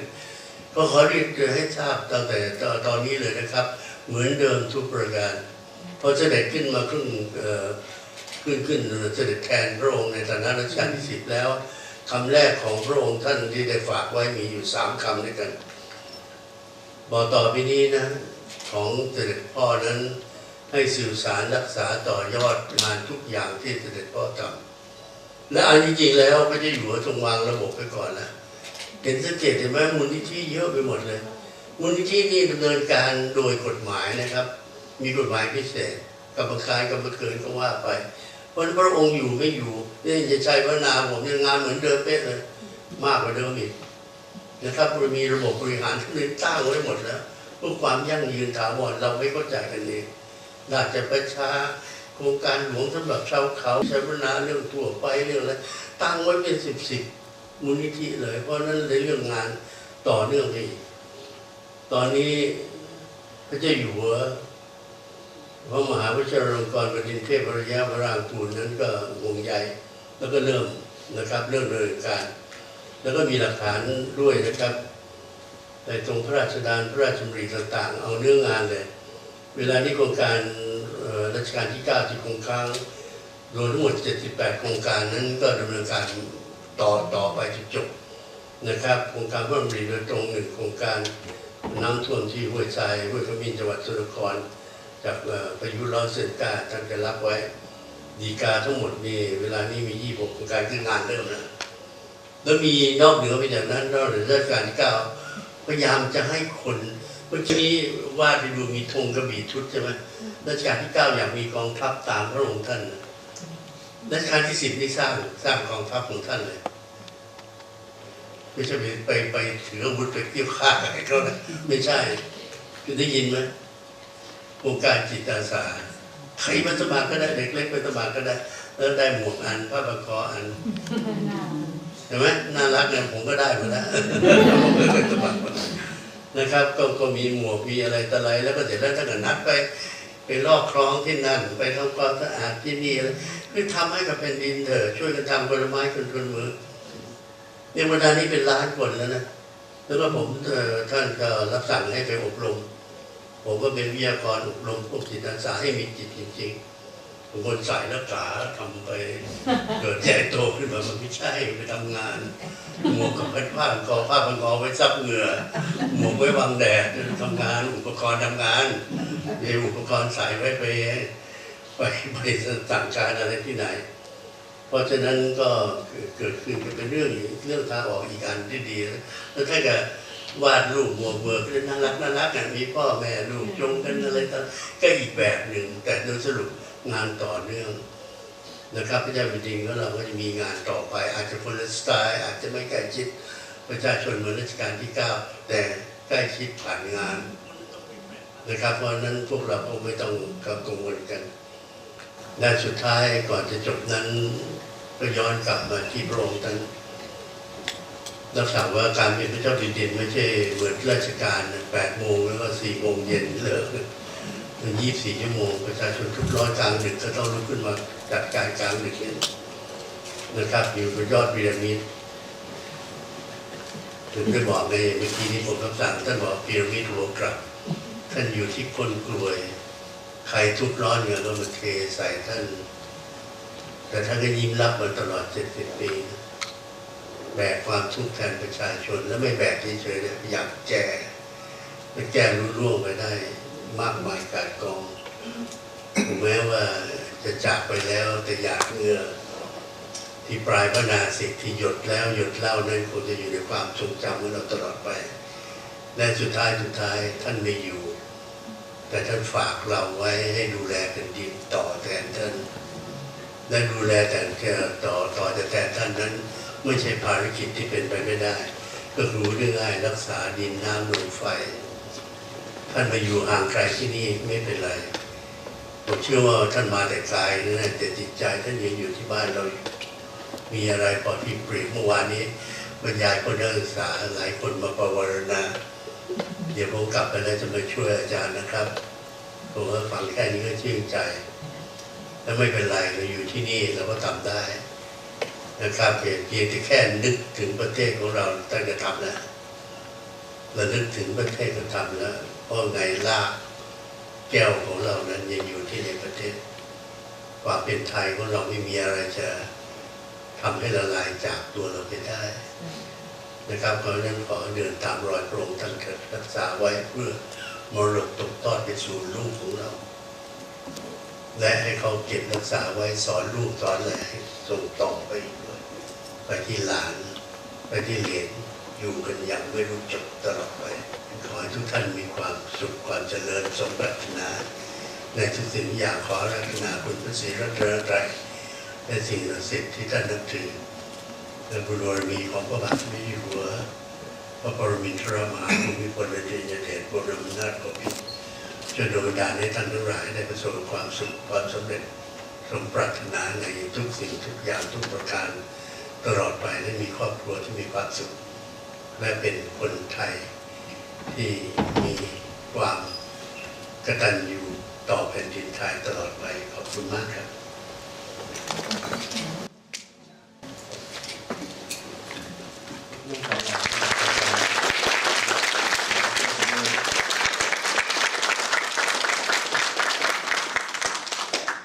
งั้นเป็นยังไงบ้างครับพวกเราทุกคน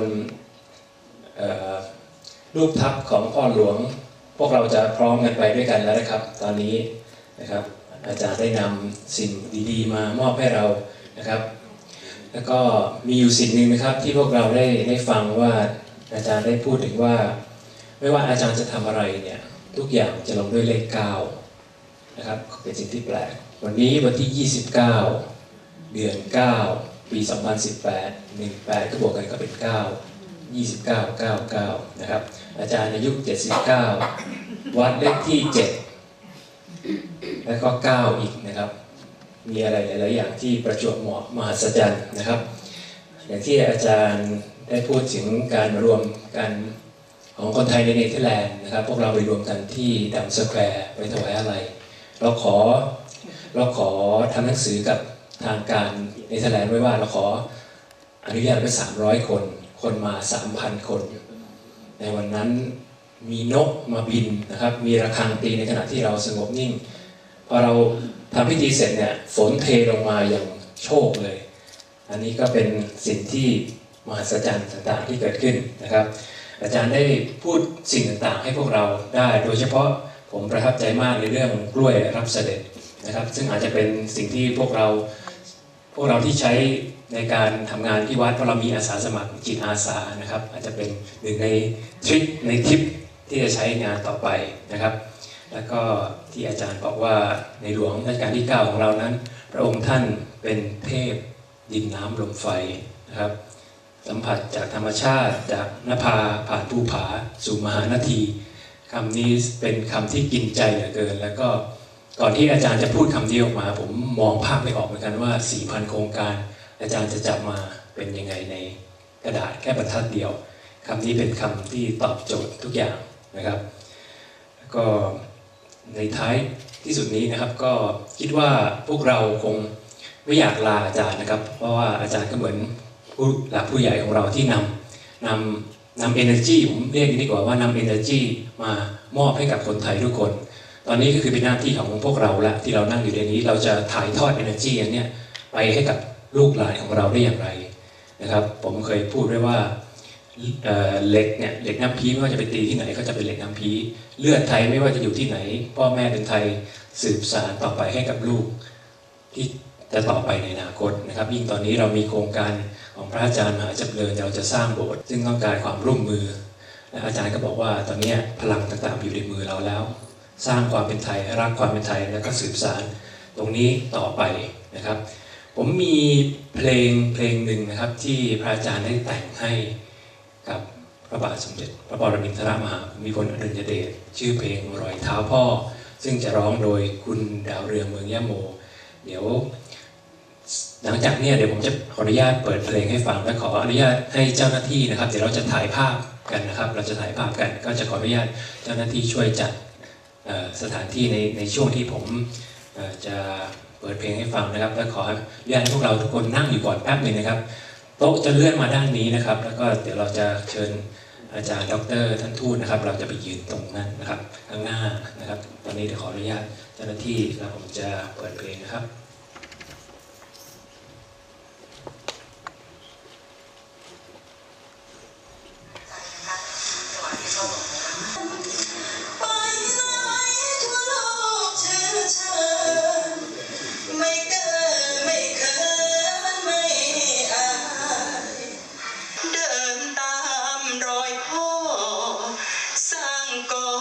แต่คุณความดี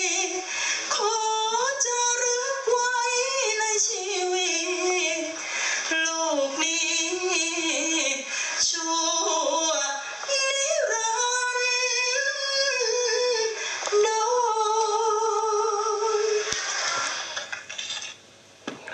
พระคุณครับเจ้าวาดมหาจำเริญเป็นผู้ประพันธ์บทร้องนะครับร้องโดยคุณดาวเรืองเมืองยะโมนะครับก็ในหลวงรัชกาลที่ 9ท่านไม่ไปไหนเหมือนที่อาจารย์บอกแล้วตอนนี้บรรดาลูกๆทุกท่านที่อยู่ตรงนี้นะครับเราก็เดินทางต่อนำคำสอนของพ่อนะครับมาใช้ในชีวิตของเรานะครับเดี๋ยวขออนุญาตจะขออนุญาตเชิญกราบนิมนต์พระอาจารย์ด้วยนะครับพระคุณเจ้าด้วยที่จะถ่ายรูป